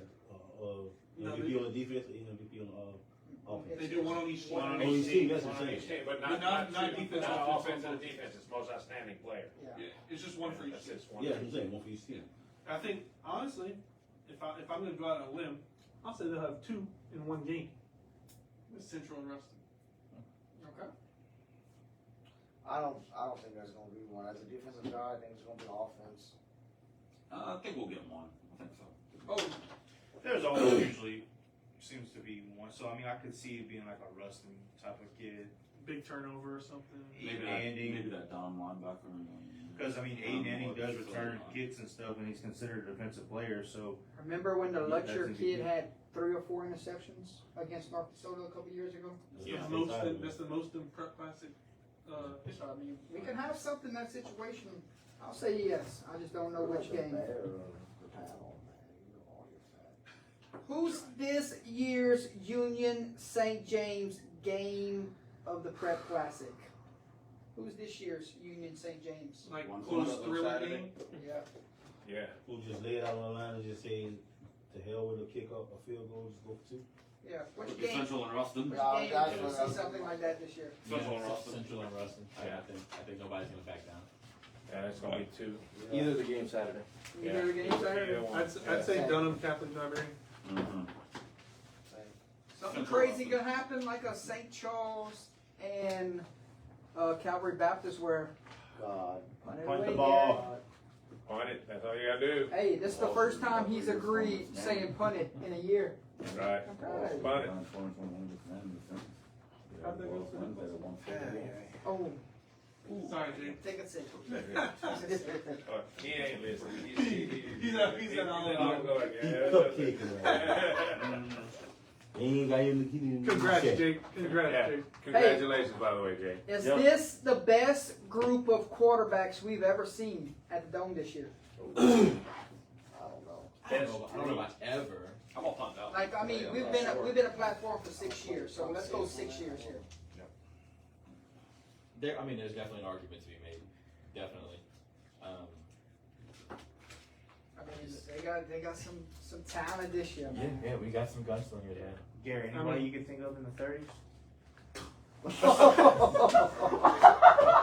I think What that sucker say? I think the last year, I think that recently it's 22. I mean, you had Juwan, Sam Altman, you had Dwayne, the kid at Letcher, Lunch, Dartez was there. The kid from Zachary. Yeah, Zachary Holstein was there. I mean, that was a crazy good year. I think Dartez was also there. Huh? Was Dartez the starter? And He started off Walker with Howard. Yeah, Walker Howard. Walker Howard from ICM, yeah. Okay.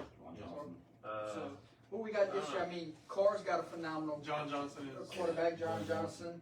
You got Elijah Haven over there with Abram Durham. Martin. You got Diesel Solari with Cecilia. Central Baton Rouge. You got Jonathan Dortes from Vermilion Catholic. You got Luke Landry with Catholic in New Iberia. South Blackman got Roderick Forker. I mean, who else they got out there? The St. James kid. Haynesville got Isaiah Washington. I mean, The freshman from freshman for St. James. Yeah. He's making. I mean, Shaw got a good one too. Yeah, he's making his entry. Though he doesn't pass a lot, that quarterback runs that offense perfectly. He's very good also. For what he needs to do, he's very good. Mason Wilson, Yes. quarterback for Shaw also. That is the best. That's the best option running quarterback I've seen in a long time. Right. So good field this year, to say the least. Yeah, most very- definitely. I think there'll be some competitive games. Gary, how about a Pooh Barry question? Oh Lord. Go ahead. Kirk doesn't probably know about this. 0-2. Will Maurice Saunier record from 1999 of tackles in a game be broke this weekend at 25? Ooh, I don't know. No. I don't think so. Can we, That was a Alright. that was a crazy game. can we ever see 25 or more tackles in a game? Obviously, you can. I'm talking about moving forward. It would be so hard. I mean, the That's the the- talent. That's is the so- matchup looking for wrong Yeah, the team. talent is so They have spread to on the run field direct now, action and all game. the kids are so fast. Right. And it's hard to rack up that many by yourself. Game is not no longer played in a I don't think it's gonna happen again. It depends on what kind of offense Franklin's in the line. I see pretty good doing. I think They passed a lot. they're passing that thing. Well, he, They spread it. They spread it and go. but I'm really happy with double digits. yeah, I'll say because no. he had 18 last year. It ain't being broken this year. I don't think so. The reason why I'll say no is because that Fort Berry team had 5 D1 kids on that team. It's just I heard stories about that team. Fort Berry alone. You had Nick Saban walk the halls of Fort Berry. It's just it's just in today's Never game. It's a different game than what it was back then. It's not gonna happen. It's not. Henderson Keys, yeah, Chris Keys. Chris Keys. Chris Keys. That teacher. Watch yourself. Chris Keys. Daniel Francis, Daniel LSU. Francis, Daniel Marlon Francis. White. Dude, Super Bowl dude. Andrew Robel Yeah. was a All-State. Yeah, they wouldn't get that team good. 25 tackles in a state championship game. The panel says no, will not be broke this week. I thought it was fun to throw a Pooh Barry question in there. That's good. That's one of the right spots. It's crazy. Best atmosphere, best crowd this weekend. Who is it? God, man. Oh God. Ashton Carr. Yeah, Everybody I was in getting purple and gold. I was getting ready to say that. I said I think it's going to be Ashton Carr. Oh, she said the same thing Gary said. What? His wife just messaged him and said it shouldn't last long this week. There's only 8 games. Put in quotation marks. Oh. Say every week. Well, somebody gonna be in the Go ahead, car Chris. now. What Yeah, do you think? I'm going to sleep I outside. just got a question. Y'all know y'all can. Who's get best up. atmosphere, best Best crowd? Come home if y'all want. I ain't got no girlfriend. I'm good. Ain't Ain't nobody told me to go home. Don't say that. My house is right there. I ain't worried Hey, about it. Like I said, ain't nobody told me to go home. Can we just go across the panel? Total game. Total Go game. vacation. Just the game itself or the The team? If you're in the atmosphere. dome right now, or if you're in the dome this weekend and you think to yourself, man, that was the best atmosphere I've seen all weekend. No, there's fan base support, Call it everything. that. Right. Yeah. Yeah, probably. Yeah. I mean, there's a few of them that could match each other, but Listen, that's every time Ash get on offense, that band is clean. See up the band. Yeah, you ain't gotta tell him. I'll punt this one away. I want to see who shows up. I mean, I know some of these teams well. I don't know who's going to be the most, who's going to pack it the most. I want to see it in person. I want to wait and see which team does do it. You know. I know Shaw ain't been there in a while, and E.D. White didn't get to go play in the state championship game at the Dome, so you know those two are coming. Dunham and Catholic New Iberia, they're coming. Catholic High already has their pregame and postgame celebration rooms booked at the Dome.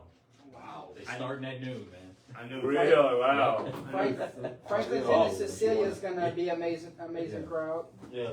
I mean, just because they ain't been there in a while. You gotta look at that area where Franklinton at. Like they gonna travel. Cecilia, Entire North Shore. Rustin Neville. the team, Cecilia, All Clark, Santa and Ana Rustin Not are the three teams Not that What are. the fucker, man?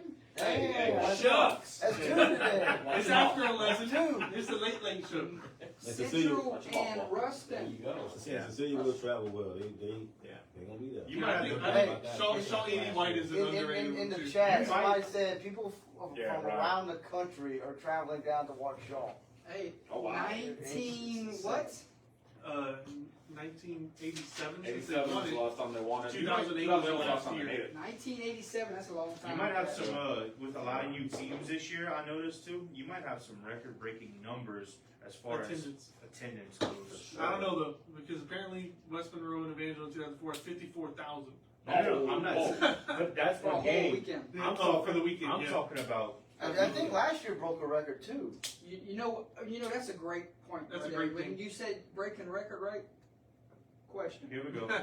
Great segue. The UTL's record gets broken Does again. the rushing attempts record, does the rushing attempts record set at 40 by Ascension Catholic running back Jai Williams get broke this weekend, and by who? I mean, Dorchester. hold on. Dortez had 41. JT Lindsay had 40 last week. Oh, that's Dortez breaks it. Victory formation at 43. Book it. Yeah, he loses yard after victory formation. They actually lose You're 3. Talking about carries, not the Will yards. that rushing attempts record get broke this weekend? Two of them coming off of 40 I'm saying rushing yes. attempts in the I don't season. think JT gets that many carries. No, because I think Alexandria has a more well-rounded offense. I don't think they're going to go to him that often. I could definitely see Dortez scampering off. You know, especially when he's looking downfield, he's so quick to just say, okay, you know, I'll pick up 5, 6. Now, will on the ground. JT touch the ball 40 times? Yes. But I He'll probably catch some passes from yeah, the backfield. They gonna definitely throw. He will. He Oh, catches yeah. the ball. Alex? Yep. Yeah, for what? He getting broken. Who's your guy? Yeah, I think Dortez probably has the best chance. I don't think he breaks it simply because I just don't think he needs to run it that much this week. Fair enough. Kirk, anybody sticking out to you? No, I won't punt. You punting it? You so you saying no shot at this broke this week? If it does get broken, it's by Dortez. And if he doesn't break it, I don't think anyone else will. I think, like Chris said, if Lindsay might get that many touches, but it's a good bunch of them are going to be receptions. We'll run it 30 times if the game is close. This week will take over. I don't know about 30. 29. There you go. I think Deshaun had 33 last year. He's in the 30s. It was the 30s, yeah. Juwan was in the low 30s.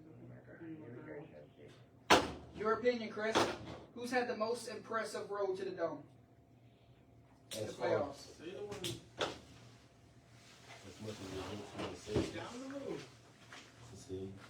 Who's had the most impressive run to the Dome in the playoffs? Gotta be Cecilia. Yes. Yeah. Cecilia. Just go across the board, Jordan. Run the table, Cecilia. With the caveat that I think Catholic's semifinal game was probably more impressive as a one-game performance, but Cecilia for the run. 18 seems there's no argument. Yeah, a few of them are Catholic and New Iberia. Or Sterlington people saying that it was a down year, but they ended up making it back anyway. It's Cecilia, and I don't think it's close, honestly. From the totality of Just throwing a few teams out there who could have possibly had it. Right. There you go. Holden says Cecilia. I think with the 40 players, that's what it is. I don't know. Yeah. Wrestling. All right. The experience in this game will matter, and I want to know your perspective on it. Rustin, 3 straight trips to the Dome versus a coach that's taken 3 different teams to the Dome. So you got a coach that's been there with 3 different teams, so he's got the experience going into this one, and you got a team that's been there 3 straight times. So team versus coach, 3 different times for both. Talk to me about this one where you know the team probably heavily favored whenever it comes to experience, but a coach having that experience does matter. Definitely. Having that experience and then having it with so many different types of kids and so many different groups, I think is definitely going to give you a well-rounded appreciation for how to prepare a team to make it to the Dome. But at the end of the day, once the whistle starts, the majority of the game is played between the lines. You know, the coaches have a say, obviously, but the kids who've been there year in, year out, there's those seniors. I think Rustin had kind of 32, 33. I mean, those kids know exactly what they need to do to win, and they know how to do it. Coaching matters. I mean, being there 3 years in a row, I mean, it's experience, yes, but Coach Sino, he been there, so he know how to get his team ready. Yeah. And he may not have to get his team ready. Just from getting that bid and going there and punching your ticket, you ready. You don't get this far in the season and not be ready. Agree. And I think, coaching does matter, experience matters, but it's the Jimmys and the Joes. And if those guys, have been there 3 years in a row, that speaks volumes. Because as a coach, there's only so much you can say and do with your team, but the guys have to go out there and execute. So, I put it in this case, being there 3 years in a row is more advantage. I think coaching gets you there, but I think that the fact that you have, I call it seasoned veterans that have been there before, that's going to give you that little edge because they've been there 3 years in a row, and then you got someone that's coached up 3 different teams, which is great. So coaching does matter, but that experience matters too. I mean, we talk a lot about, it's your first time getting to the Dome, and that's a big thing, and they're all pumped up about it. But whenever you're on a run like Rustin is right now, the amount of energy that place has right now is incredible. I mean, and then to want to do back-to-back right now, knowing this senior class is, they're pretty senior heavy. They're still loaded in the underclassmen, but they're seniors are their guys, right now. And there's a lot of energy in that building. And so I think it matters that they've been there, but it matters not in the sense that they're used to the lights in the dome field and all that stuff. It matters because their expectations is, hey, this is what we've done the last 2 years. Let's cap it off and let's do it again. Show these people that, hey, we're not only the best, but we've been the best the past couple of years. Y'all just been looking at us the right way. Trying to do what no other team has done in school history and go back to back. Coaching and experienced players are 2 sides of the same coin. If you can coach, you can talk all you can, but if you don't have the experience, you don't have players that buy into the process of leading up to that game, then you're gonna fall flat on your face. So I think Rustin has a very dangerous combination here, having that experience and that coaching, and Central just coming in there.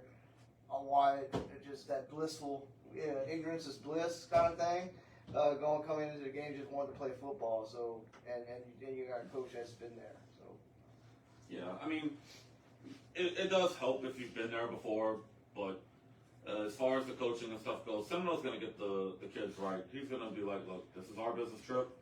This is for all the marbles. He's going to have them ready. I don't think Central's really going to be too emotional coming into that game, considering it's the first time in 2 generations, basically, almost 58 years.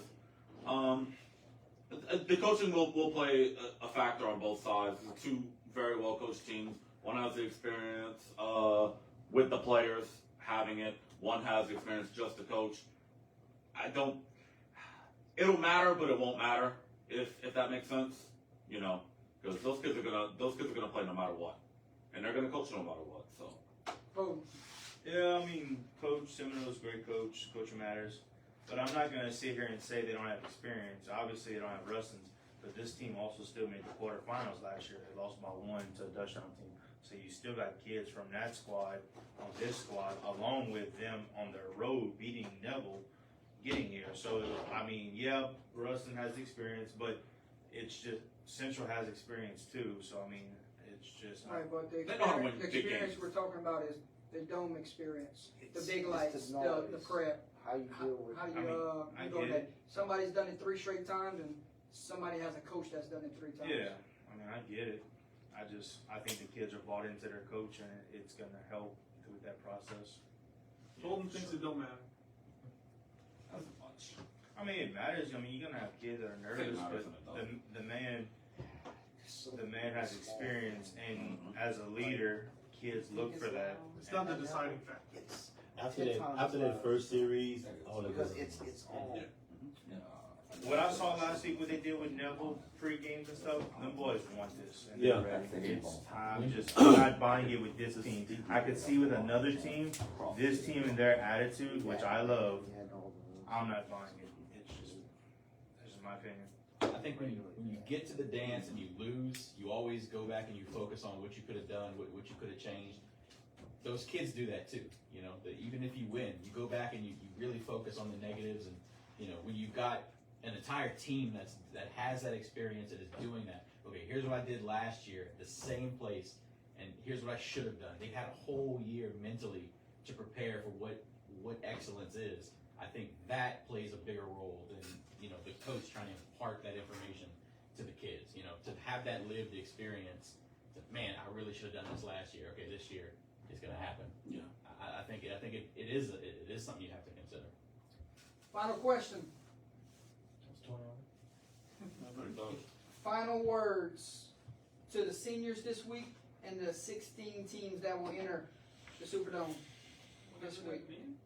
Final words to the seniors and final words to the 16 teams. Take it all in. Chris. Yeah, as a team, you know, you made it. You made it this far. You accomplished the goal. You just got to go finish it. And if you lose, hey, don't hang your head. Like, you probably did some things, some great things this season. And for you to be here at this point is awesome. I mean, it's going to be some tears shed for seniors that lose. There's going to be some tears shed for seniors that win. You know, because they came a long way, especially the ones that have been there since freshmen and haven't got there. Yeah, you know, take it all in. Don't take a second for granted, and just give it everything you got and try to win the game. Just lace them up and, you know, strap up, you know, put those chin straps on tight and everything like that, and go for it. If you know, not everybody, they got a lot of people that is going to be playing on Saturday in this classic. But there's a lot of people that are not. And those are the ones that you got to basically give it all you got, do what you got to do, because you may not be playing after, Last time for the uniform. yeah, so do your best, give it all you got, and win, lose it, or whatever, you know, just hang your head high and do your best. Like Gary said, the statistic is 94% are not going to play college sports. That's a large percentage. So, I mean, take it from everyone here, you know? I mean, you play that last game like it's your last, and just give it all you got, enjoy it, take it in. Look up at the banners up top while you're standing on the field. That's always an experience to do. And just give it your all. I mean, you made it there, you belong there. Don't let anyone tell you that you stole a game somewhere or whatever. Like, no, you earned this spot. So hold your head on that and go out there and perform your best. I mean, play some great games. I want to watch some great games. So go out there and play well. Just like it's no regrets, no excuses. Just get out there, and this is your moment to play in the biggest stage that we have here in the state, where you watch some football greats from the Saints, LSU, all these other bowl games. Go be just go be you. Like, just go play, make some memories so that you can tell your kids that, hey, I played here. And very few people have crossed that field. I mean, in order for a team to make it to the dome, any one of these 16 teams, in order to realize their dream, they have to break a lot of dreams and they have to break a lot of hearts along the way. Do it to the team that's you're matching up against one more time and hoist that trophy. In a good way, like, I'm jealous because y'all get to experience something I didn't get to experience. And, Same. And I didn't get to experience playoffs let alone and a lot of these teams in here, not a lot, like somebody like Ash or something, first time here, you know, you can have your name in the record book forever. And I think that's a special thing that can go on a wall or a plaque and that you were part of that championship team. You'll have that ring that'll live on forever too. If you One want of these.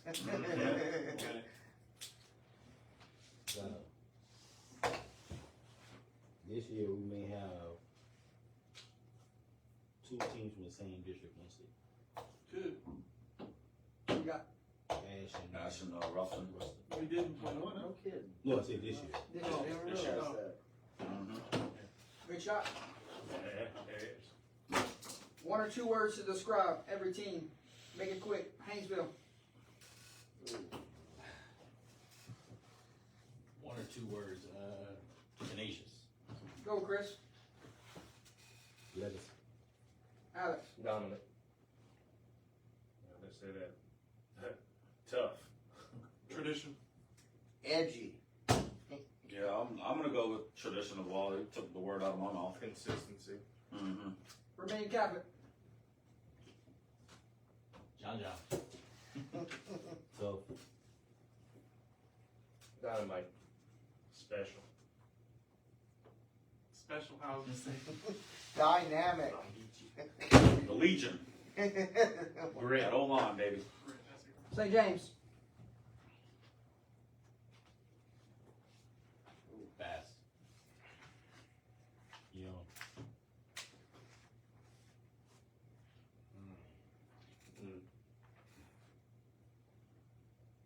Poised. Determined. Ready. Swaggy. That little acronym they got on that helmet. Standard is the standard. That was 3 words. Troy Narcisse. Troy Narcisse. you had 1 or 2. Catholic New Iberia. Hungry.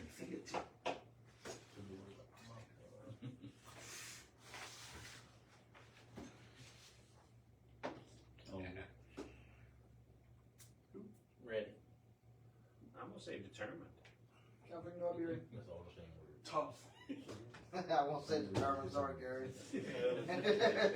Oh man, resilient, especially after last week. Side of the track.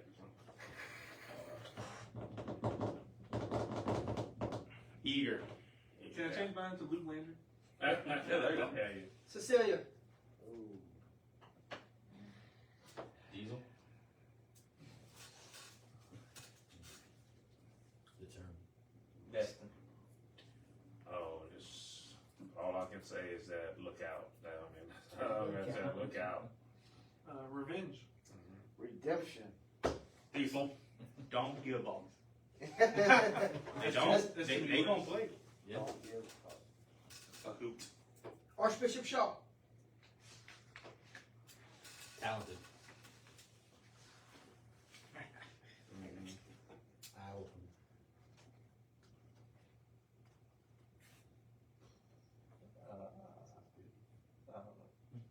Scary.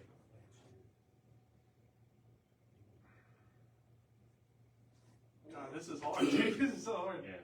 Hank Tierney. Mine's easy. Electric. Awaiting destiny. Michigan. There you go. Two Michigan commits. Two Michigan commits. Yeah, there you go. That's good. That was a good one. That was a good Central Baton Rouge. Underdog. They're here. Fight or flight.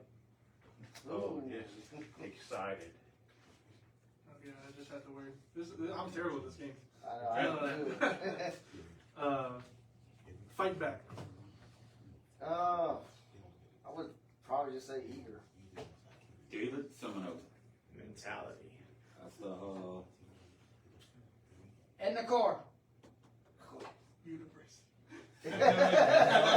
University.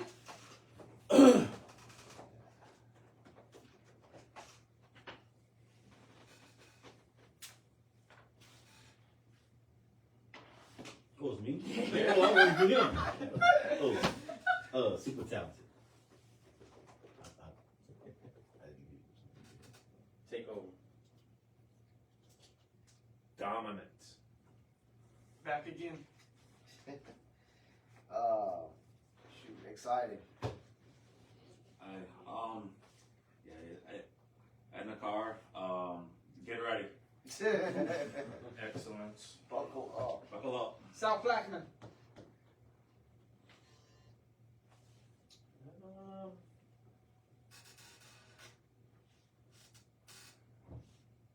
I don't know again. I say well coached. Blackman. And the coach over there played on the last state title team. Yep. Fast. Surprising. Gritty. Speed kills. Underestimated. Spoiler. Destruction.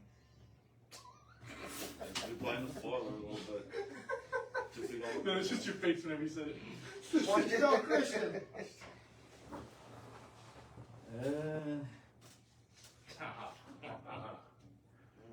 Not a chance. No prayer. Oh wow. Wow. Nobody's giving him any chance. That's not under the lights. Oh, he's saying that nobody's giving him a chance. Okay. You get what he's saying now. Okay, okay. Yeah. But they're gonna cook that last part. You said probably. Yeah, yeah. Championship DNA. Legacy. Legacy.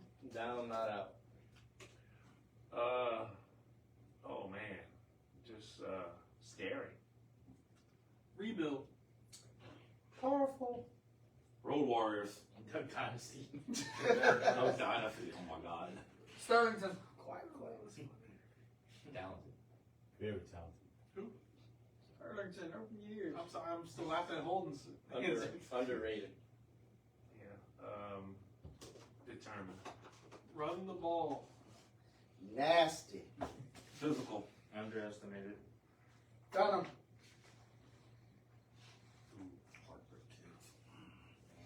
Daddy's money. Oh.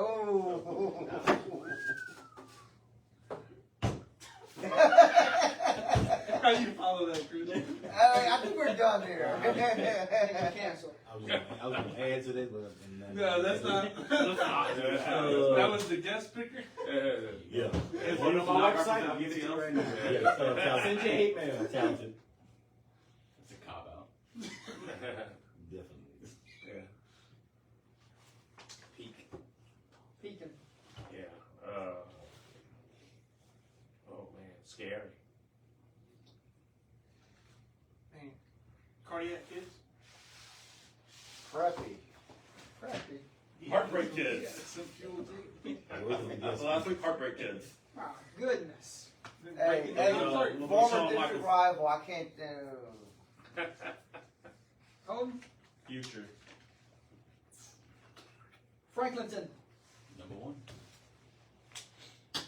Sneaky. Undetermined. Special. Underestimated. Well, I would say special too. Just win, baby. Disrespected. Yeah. Why are you pointing at me? I have no idea. E.D. White. You're his prop. Apparently. Discipline.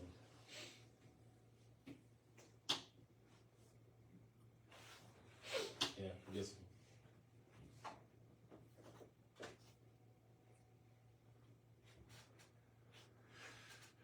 Scheme. Consistent. Defense. Gritty. Nasty front seven. Hard nosed. Rustin. Big. That's the only one we need. Big. Yeah. Seminary. Loaded. Oh, yeah. Mean. that'd be mean. Drum mag. On back. State champion. Pining for back-to-back. Powerhouse. Alexandria. Hungry. Very.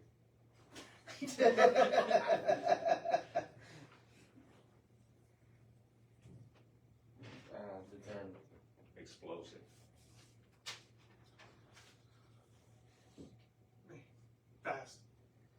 Destiny. Very disciplined. Young blood. They don't turn it over.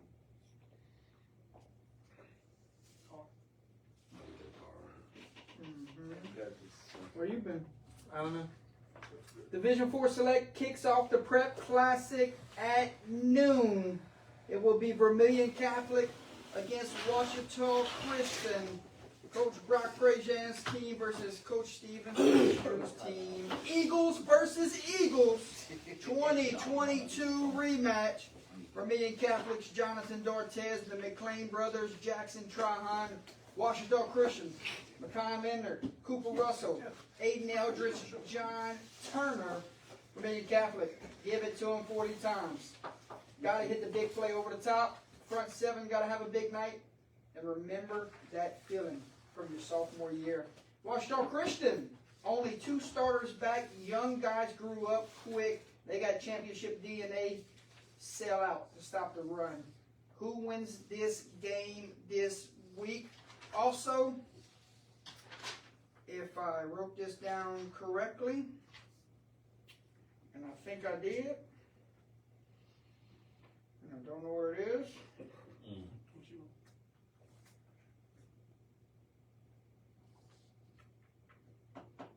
We're gonna do, for making these picks, you're gonna give me the team that you're picking, a key to victory, and the score. Jesus Christ. Lord. All right. Do we get extra points for the score? No. Suck. I'm trying to help Gary catch up to Alex here. Rolling down by 1. So, 3. Oh, 3. Oh, okay, yeah, you're right. Who wins score prediction, key to victory, Screaming Eagles versus the Eagles. State championship rematch from 2022. The last 3 times these teams have played each other, Washita's won. I think this is going to be number 4. I think Washita's going to be, I think it's going to be close, 44-42, and I think the key to victory is going to be stopping Jonathan Dortez. Say it again, 44. 44-42. Nice. I mean, that would be a hell of a game. Yeah. What do you would like? If this was a baseball game, I'll be picking a Washita Christian. I'm going with VC. Dortez is the difference maker. I saw him play last week for the first time, and he can go. 41-28. I'm going VC 42-21, and VC's defense is going to stop Washita Christian. Garrett? VC wins defense. I'm gonna go 42-28.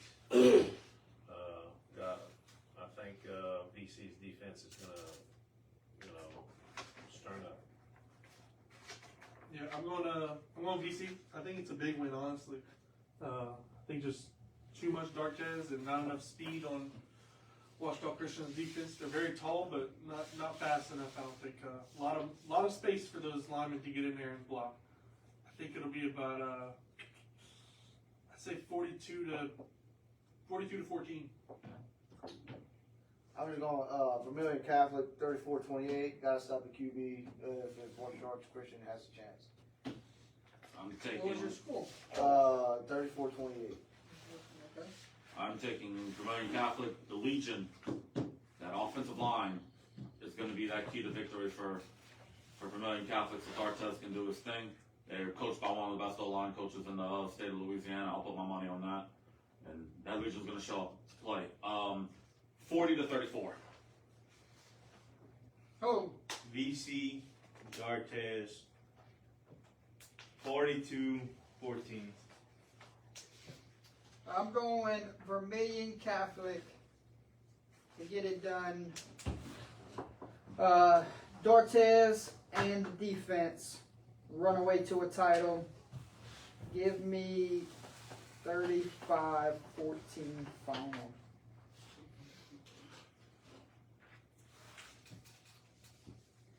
You went across the board, huh? Matt went.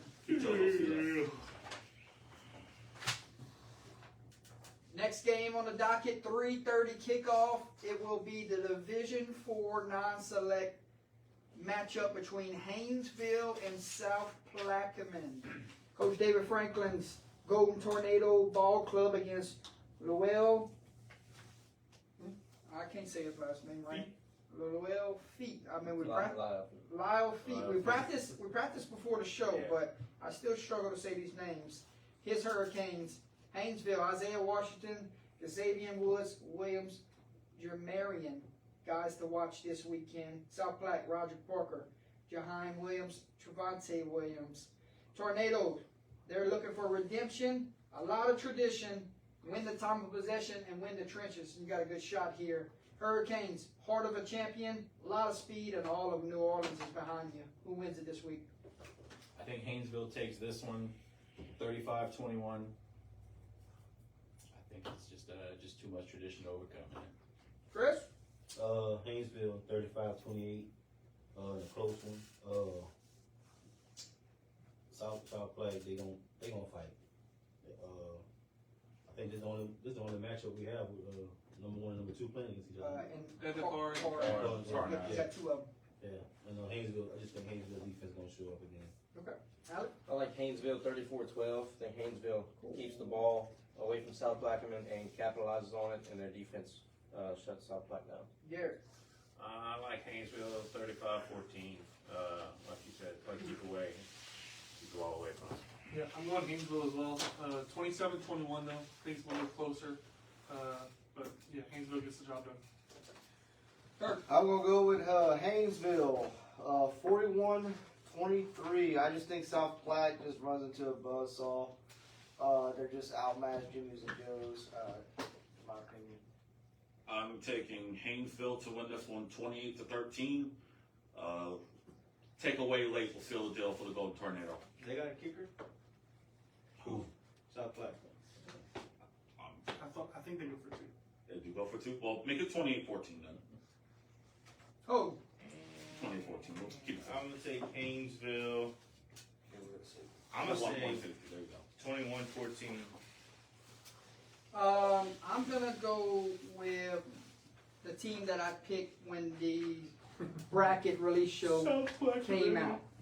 If anybody remember, I was the only one to pick South Plaquemines then, and I'm gonna be the only one to pick them tonight. Give me South Plaquemines 22, Haynesville 20. He just wants a helmet. No, I mean, That too. That's what you go. That too. I mean, It's not a bad thing. That's what you took. I'm going home field advantage here. There are no bad things in these games. Home field advantage in the dome. I think Haynesville has the home field advantage in the dome, if we're being honest. I don't think so. All of New Orleans is going to be there. All right. South Plaquemines. Something about a team that has not been there in a while, that plays with a little bit more fire in their bellies. Yeah. Haynesville losing last year, I bet you that put a fire in their belly too. Though. Good game regardless though. Yeah. Yeah. They lose last year. Division 3 non-select will close out the Prep Classic on Thursday. And it's a good one. St. James Sterlington, Levante Davis' squad versus Lee Doty's squad. Wildcats Panthers. St. James, you talked about the quarterback. His name is Jaden Villanueva. I think I said that wrong. Villanueva. Yeah, Villanueva. Caleb Charles, Caleb Williams, some key guys also. Sterlington, David Hickman, TJ Birch, Grayson Gilmore. Some big boys they got up front on both sides of the football. Wildcats, limit the penalties, match physicality in the trenches, and give your freshmen time in the pocket. Panthers, turnover battles key. Get off the field on third down. Special teams, they got the advantage. Who wins this one? I think St. James takes it 48-35. I initially picked St. James, but I'm gonna go with Sterlington. experience. I think you know the young St. James is gonna get to them, but they'll be back. Score. 35-28. I like Sterlington 31-24. I think Sterlington's actually going to control the game in terms of score. Throughout the majority of the game, St. James makes a push coming at the end, but Sterlington defense gets the stop they need to finish it. Derek? I'm going St. James. I think it's going to be 42-28. I think St. James is due. They still got that bad taste in their mouth. Lazard. I'm gonna go Sterlington, and I'm gonna go with I'm sorry. We'll go 35-21. I've changed my score 3 times, and with my teams 3 times, but I finally settled on Sterlington. 28-24. Key to the game, special teams. I'm taking St. James to win it 20-14. I actually expect this game to be relatively low scored. Redemption for St. James. Actually, he stole my thing. I actually have the exact same score in the pick. Oh, no kidding. Well, who is it you pick? St. James. No. His is St. James. No. He said he chose yours. Oh, me? Yeah. Oh, look at that. Okay. Oh, he's stealing my pick for him. I'm going, how about this? I'm going, they get their redemption in the matter of this time, St. James gets the 2-point conversion. I had this same Okay. exact score. Same score? No, 42-41. Ooh. St. James for myself. Kicking off the Prep Classic on Friday will be Archbishop Shaw and E.E. White. Hank Tierney's team trying to win his 2nd ring. Kyle Lassane got his guys back in the title game the first time since 2021. Eagles Cardinals. Shaw, Mason Wilson, Jacob Washington, Jasper Parker. That's a mouthful. E.D. White, Grant Barbera, Cooper Passman, Charles Diedrich. Eagles establish the run early. Control the emotions. Defense wins championships. Cardinals get an early lead. Play keep away. Play action might be key here. And your freshmen that were played at UL, now seniors. Go win it. I got Shaw 42-21. I think the defense is going to stop E.D. White a lot more than they're planning for, and then Shaw's really good at special legs. Yeah, I like Shaw, man. They've been tough all year, and no letdown. 42-21, Shaw. I like Shaw 28-10. I like Shaw 28-14. I'm gonna go Shaw. A little bit shocking, but I'll go 48-17. Well, we're close, kinda. I picked Archbishop Shaw, 45-28. Can E.D. White have enough defense to stop that high power Shaw offense, and can E.D. White have ball control and time of possession? But Shaw 34, E.D. White 14. I think Shaw scores early often, and they managed to pull away in the second half. I picked E.D. White to lose. Gotcha. I don't think it's going to be as high scoring just because I think E.D. White's going to try to control the clock and limit their possessions, but I still got Shaw scoring 34, E.D. White 17. I like Shaw in this one, and looking forward to seeing our good buddy JB and celebrating a victory with him. I'm going Shaw 35, E.D. White 7. Remember Hank Tierney coached that offense. That was his offense before that double wing. You got that from Brady. Sure did. Thanks, Brandon. Doesn't count. The middle game on Friday at 3:30. It will be Dunham versus Catholic of Baton Rouge. Neil Weiner's team. No, I've heard Catholic of New Iberia. Tricker.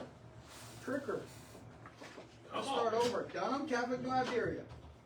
Couple not working anymore. Catholic's taking down 3. They've taken down 2. They're going to take down 1 as well. I think it's going to be 51-48. Another Bennett Boudreaux field goal. I That was a hope good you're line. right. I hope you're right. What's this score?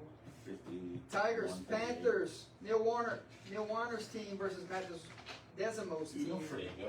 Dunham, Elijah Haven, Jarvis Washington, Harrison Malik. Catholic New Iberia, Luke Landry, Jaden Mitchell, Tristan Lewis. Tigers, get the home run ball. DBs have to play a big one. Sophomores was runner-ups. They're now seniors. Keep that in mind. Panthers, get the ball to your playmakers. DBs, set the tone. Hey, all 3 phases wins this game if you're the Panthers. You already made your pick. Chris, your pick. Catholic, 42-35. I like Catholic 30 to 28. Catholic 45-38. Going Catholic, and I'll go. Man, I'll go 56 to 48.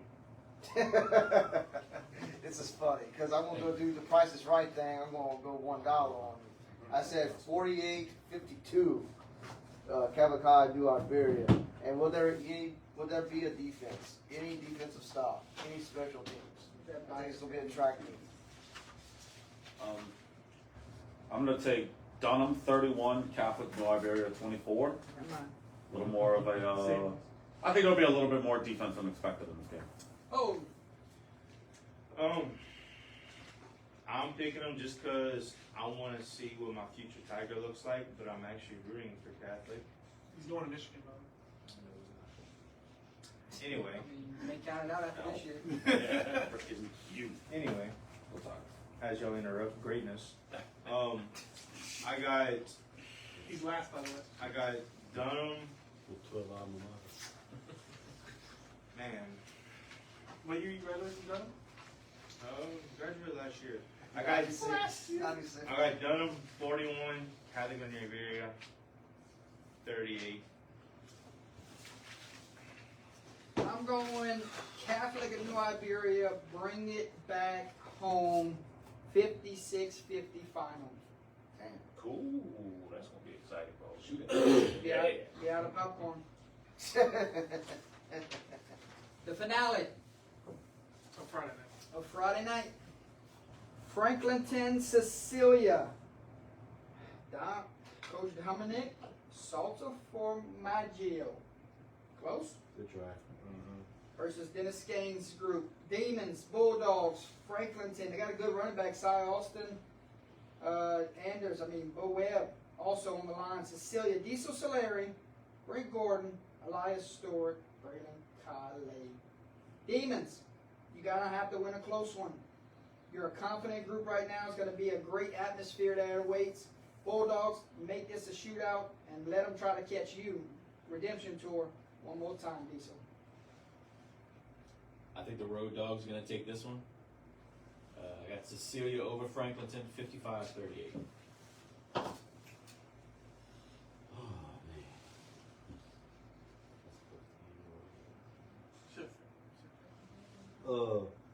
If Franklinton can stop and get something to stop the onside kick to Cecilia, the bleed, they're gonna be all right. And if not, it's a runaway. Every possession Cecilia get, they're gonna score. Franklinton gonna match that. I'm gonna go with Cecilia. 42-21. I'm going Cecilia 60 to 21. I don't think Franklinton can stop anything Cecilia has on offense. I think Cecilia's defense will slow down Franklinton a good bit. I'm going Cecilia 56-28. I think Cecilia's just gonna roll. Gary peeked in my paper. I'm going Cecilia, but he must have misread the last number. I have Cecilia 55-28. I'm gonna be a little close here, and I have to pick Cecilia because I might get fired tomorrow if I don't. You'll be fine. I promise. I'm gonna pick Cecilia 28-21. in a close one. It all goes back to if you can stop Diesel and onside kick special teams. I think there will be a shootout, but I alluded to it a little bit earlier. Just win, baby. Franklinton 48, Cecilia 40. That's your hatred there, boy. No, I do legit think that Franklinton can win that game. You don't believe that. Yes, I do. Remember how I said If I didn't believe it, I'd have picked Nah, Cecilia. you never picked Cecilia in all this year. I picked y'all over Cecilia, didn't I? You never picked Cecilia. We're not in this conversation. I picked them a couple times earlier. in the year. Earlier I said disrespected for Franklinton. Cecilia 55, Franklinton 21. What you said? Cecilia 55, Franklinton 21. I'm going, and the dogs are barking. I don't know if y'all watch WWE, but that was I know. that was a phrase there. Cecilia, let's go something crazy here. Let's go 68. That's the record that they do. Yeah. No, 77. 7-7's record. Canadians. Let's go 68, 42. Wow. They might run out of popcorn tonight. They might. We might have to make some trips. I'm gonna I'll get a large popcorn. To see Yeah. Kicking off the Saturday selection, it will be Division I Select Edna Core Alexandria, the big one. Bryce Brown versus Thomas Bachman. Cougars, Trojans, Carr, loaded. John Johnson, Teron Francis, Aiden Hall. I can keep going. Ash, JT Lindsay, Darius Washington, Jacoby Morris. I can keep going. Cougars, best receiving core in the state. Take the over in this game. It's good to see them back in the dome. Trojans, best running back in the state. Special teams could win this one. You belong here. Believe it. Who wins it? I think Carr takes it. And look, it could be this low scoring, or you could add 50 points to each one. I don't know, but I think this is going to be our big defensive game. I think it's 14-13. Nice. Wow. Think you like Carr? I like Carr. Okay. Chris, what you thinking? Me and Holden watched Carr and Catholic play last week. Yep. And every time they walk the sideline, he goes, damn, they huge. Yeah. That right tackle is fucking. And They're all big. so the offense got on the field. Kid I've seen this The year. defense get on the field. They're gonna I ain't holding on. Wait till you see that right tackle. No. So I'm talking athletic big. the trenches gonna win this game. And I think Carr trenches is better than Alexander trenches. And the receivers, they gonna do their thing. They It's gonna hard to, but it's hard to say that Yeah. when this team's beat Ruston though. Yeah. And double. Yeah. Carr 42-21. Oh my god. So this is tough, man. I wanted to pick. For Arkansas fans. I wanted to go Ash I so don't see it, bad, you know. but I think Carr just has a little too much. 35-34. Nice. Oh, wow. That's how they lost in 2020. 35-34. And look, Two-point conversion, people I think, shouldn't yeah. be surprised if Alexandra pulls this off. No, No. You gonna get your time to talk? I'm serious. I'm going Edna Carr. Say them how you want to say them. I'm going,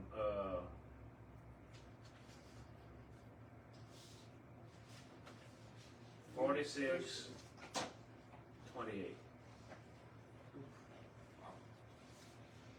Lazar, anything close on this side of the room? Yeah, definitely. I am going the University of Edna Carr. Gary, Yeah. Gary skipped his turn, so Gary. Fine. The university. the final show of the year, and But, Gary skipped it. Yeah, but I'm going closer than those guys over there. I don't know what waters they got over there. Can't get much Alex, closer than that. Alex, yeah, he's leaning back. Apparently, the closer to the table, the worse it gets. But I go 21-17. You went Carr? Yeah, I went Carr. Damn. Jeez. I Swear to God. this game here just got me in a tizzy. Get to the next. I'm just. I know, right? Tizzy. I hadn't heard that one in a while, right? Look, You better come on. You gonna get divorced? You don't hurry up. Alexandria, I picked them to win. I've been high on them all year. 28-24. Enoch. I said a couple weeks ago, Ash is the best team in the state. I'm not backing away from him in the state title game. 38-28. JT Lindsay, difference maker. He finds a way to make plays and win that game for Ash. Holden. Come on, take my pick. You need a coin? No. I'm actually worried for this game for Carr. What I saw against BR last week, and I know Carr had a touchdown callback. And That run defense. Yeah, I was gonna say we didn't have to. it's not just that, man. Look who they beat. You know what? I'm gonna stick with Carr in a close one. I'm gonna say 21-20. Man, it's great to finally see Edna Core back in the dome. You get to see the band. I've been excited all week to see the band.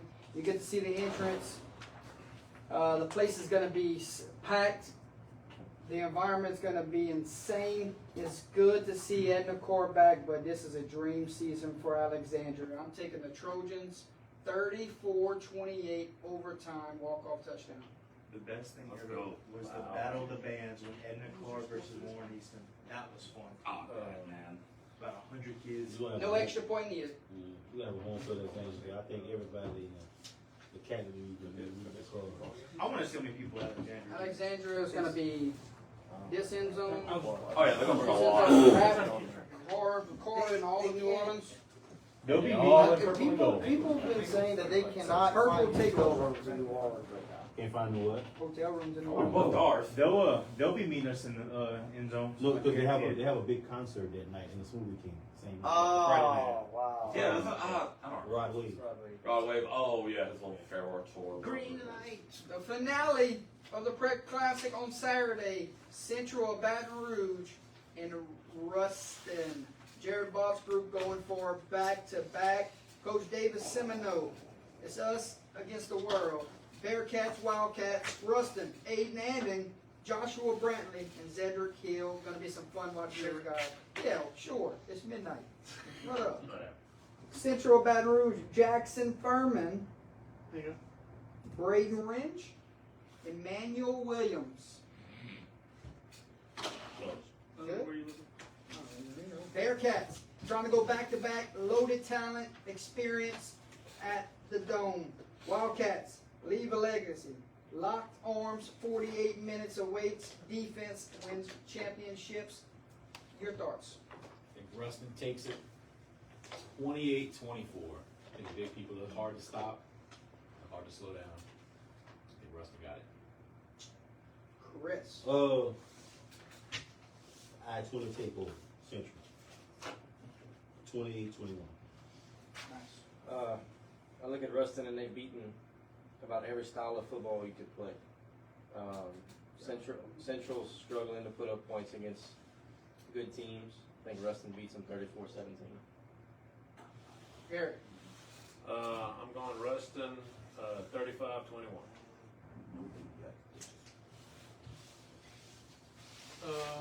Only one team has scored over 20 on Central all year, and that's I want to say Catholic.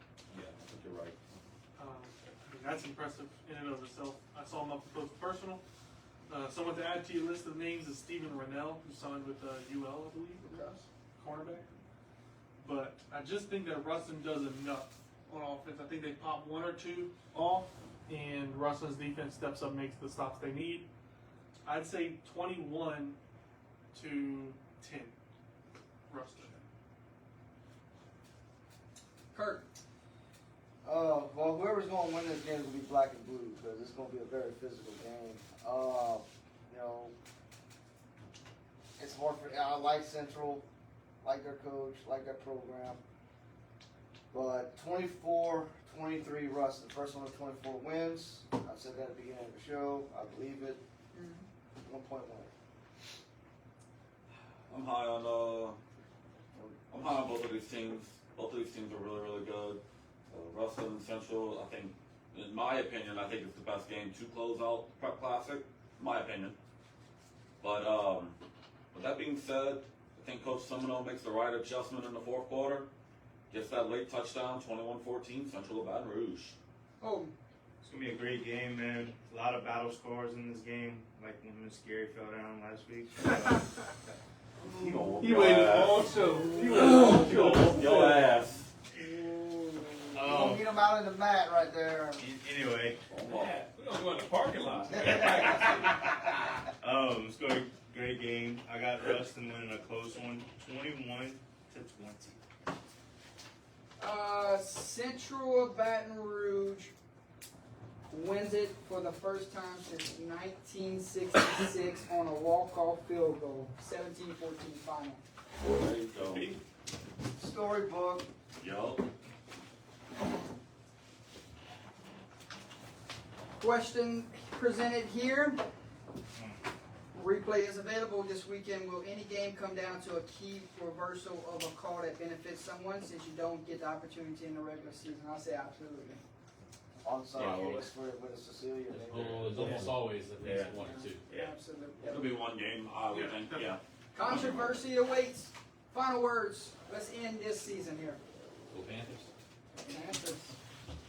Yeah, man, it was a good season, man. 15 weeks. We down to the last 8 games, and we started at the Jamborees. Yeah. He started at scrimmages. Yeah. Man, this for these kids work all summer for to play in the second or third week in December. Some teams didn't make it. Some teams made it. Some teams made it back. And good luck to those teams, man. All the locals, I hope they'll win. Bring it back to the area 337. Let's not get no down year, like how they say. So we've been dominating for the past few years in the 337 area. Bring all 3 of them back. Yeah. As much as it's hard as it is for me to Rufus to see, you know, hopefully they come on and bring it back to the district. Yeah, final games, final time you can touch the field for a lot of players, and man, the season flew by, and already looking forward to next season. This one ain't even completely over with, but You're right. excited to see some good games and see who can get it done. Yes, sir. We are. I agree. I'm gonna tell you guys, last game of the year, leave everything out there, enjoy yourself, take it in, soak it up, do whatever. Memories that will never ever go away. Keep working hard. Good luck to everybody. First time as a fan, getting to go to the games and stuff, so I'm gonna enjoy that. Just being able to sit back and, like you said, not stress or anything, just sit back and watch a game and enjoy the great football that we have in this state. You can come see me and Gary yell at each other when we say you should have punted. You should have went for it on 4th down. And I'll tell y'all why y'all are both wrong and why that play would have worked if they had done something different. But no, I'm just excited to see great football because I truly believe we have one of the best high school football atmosphere, players, teams in the country. So underlooked and stuff, and to all the seniors and stuff who aren't going to be playing on Saturdays, do something that I didn't do and regret now, and I'm trying to do it now, of get your film, get a huddle thing made of your senior year, even if you're not going to send it off to coaches. I didn't do it my senior year, and I've regretted it ever since.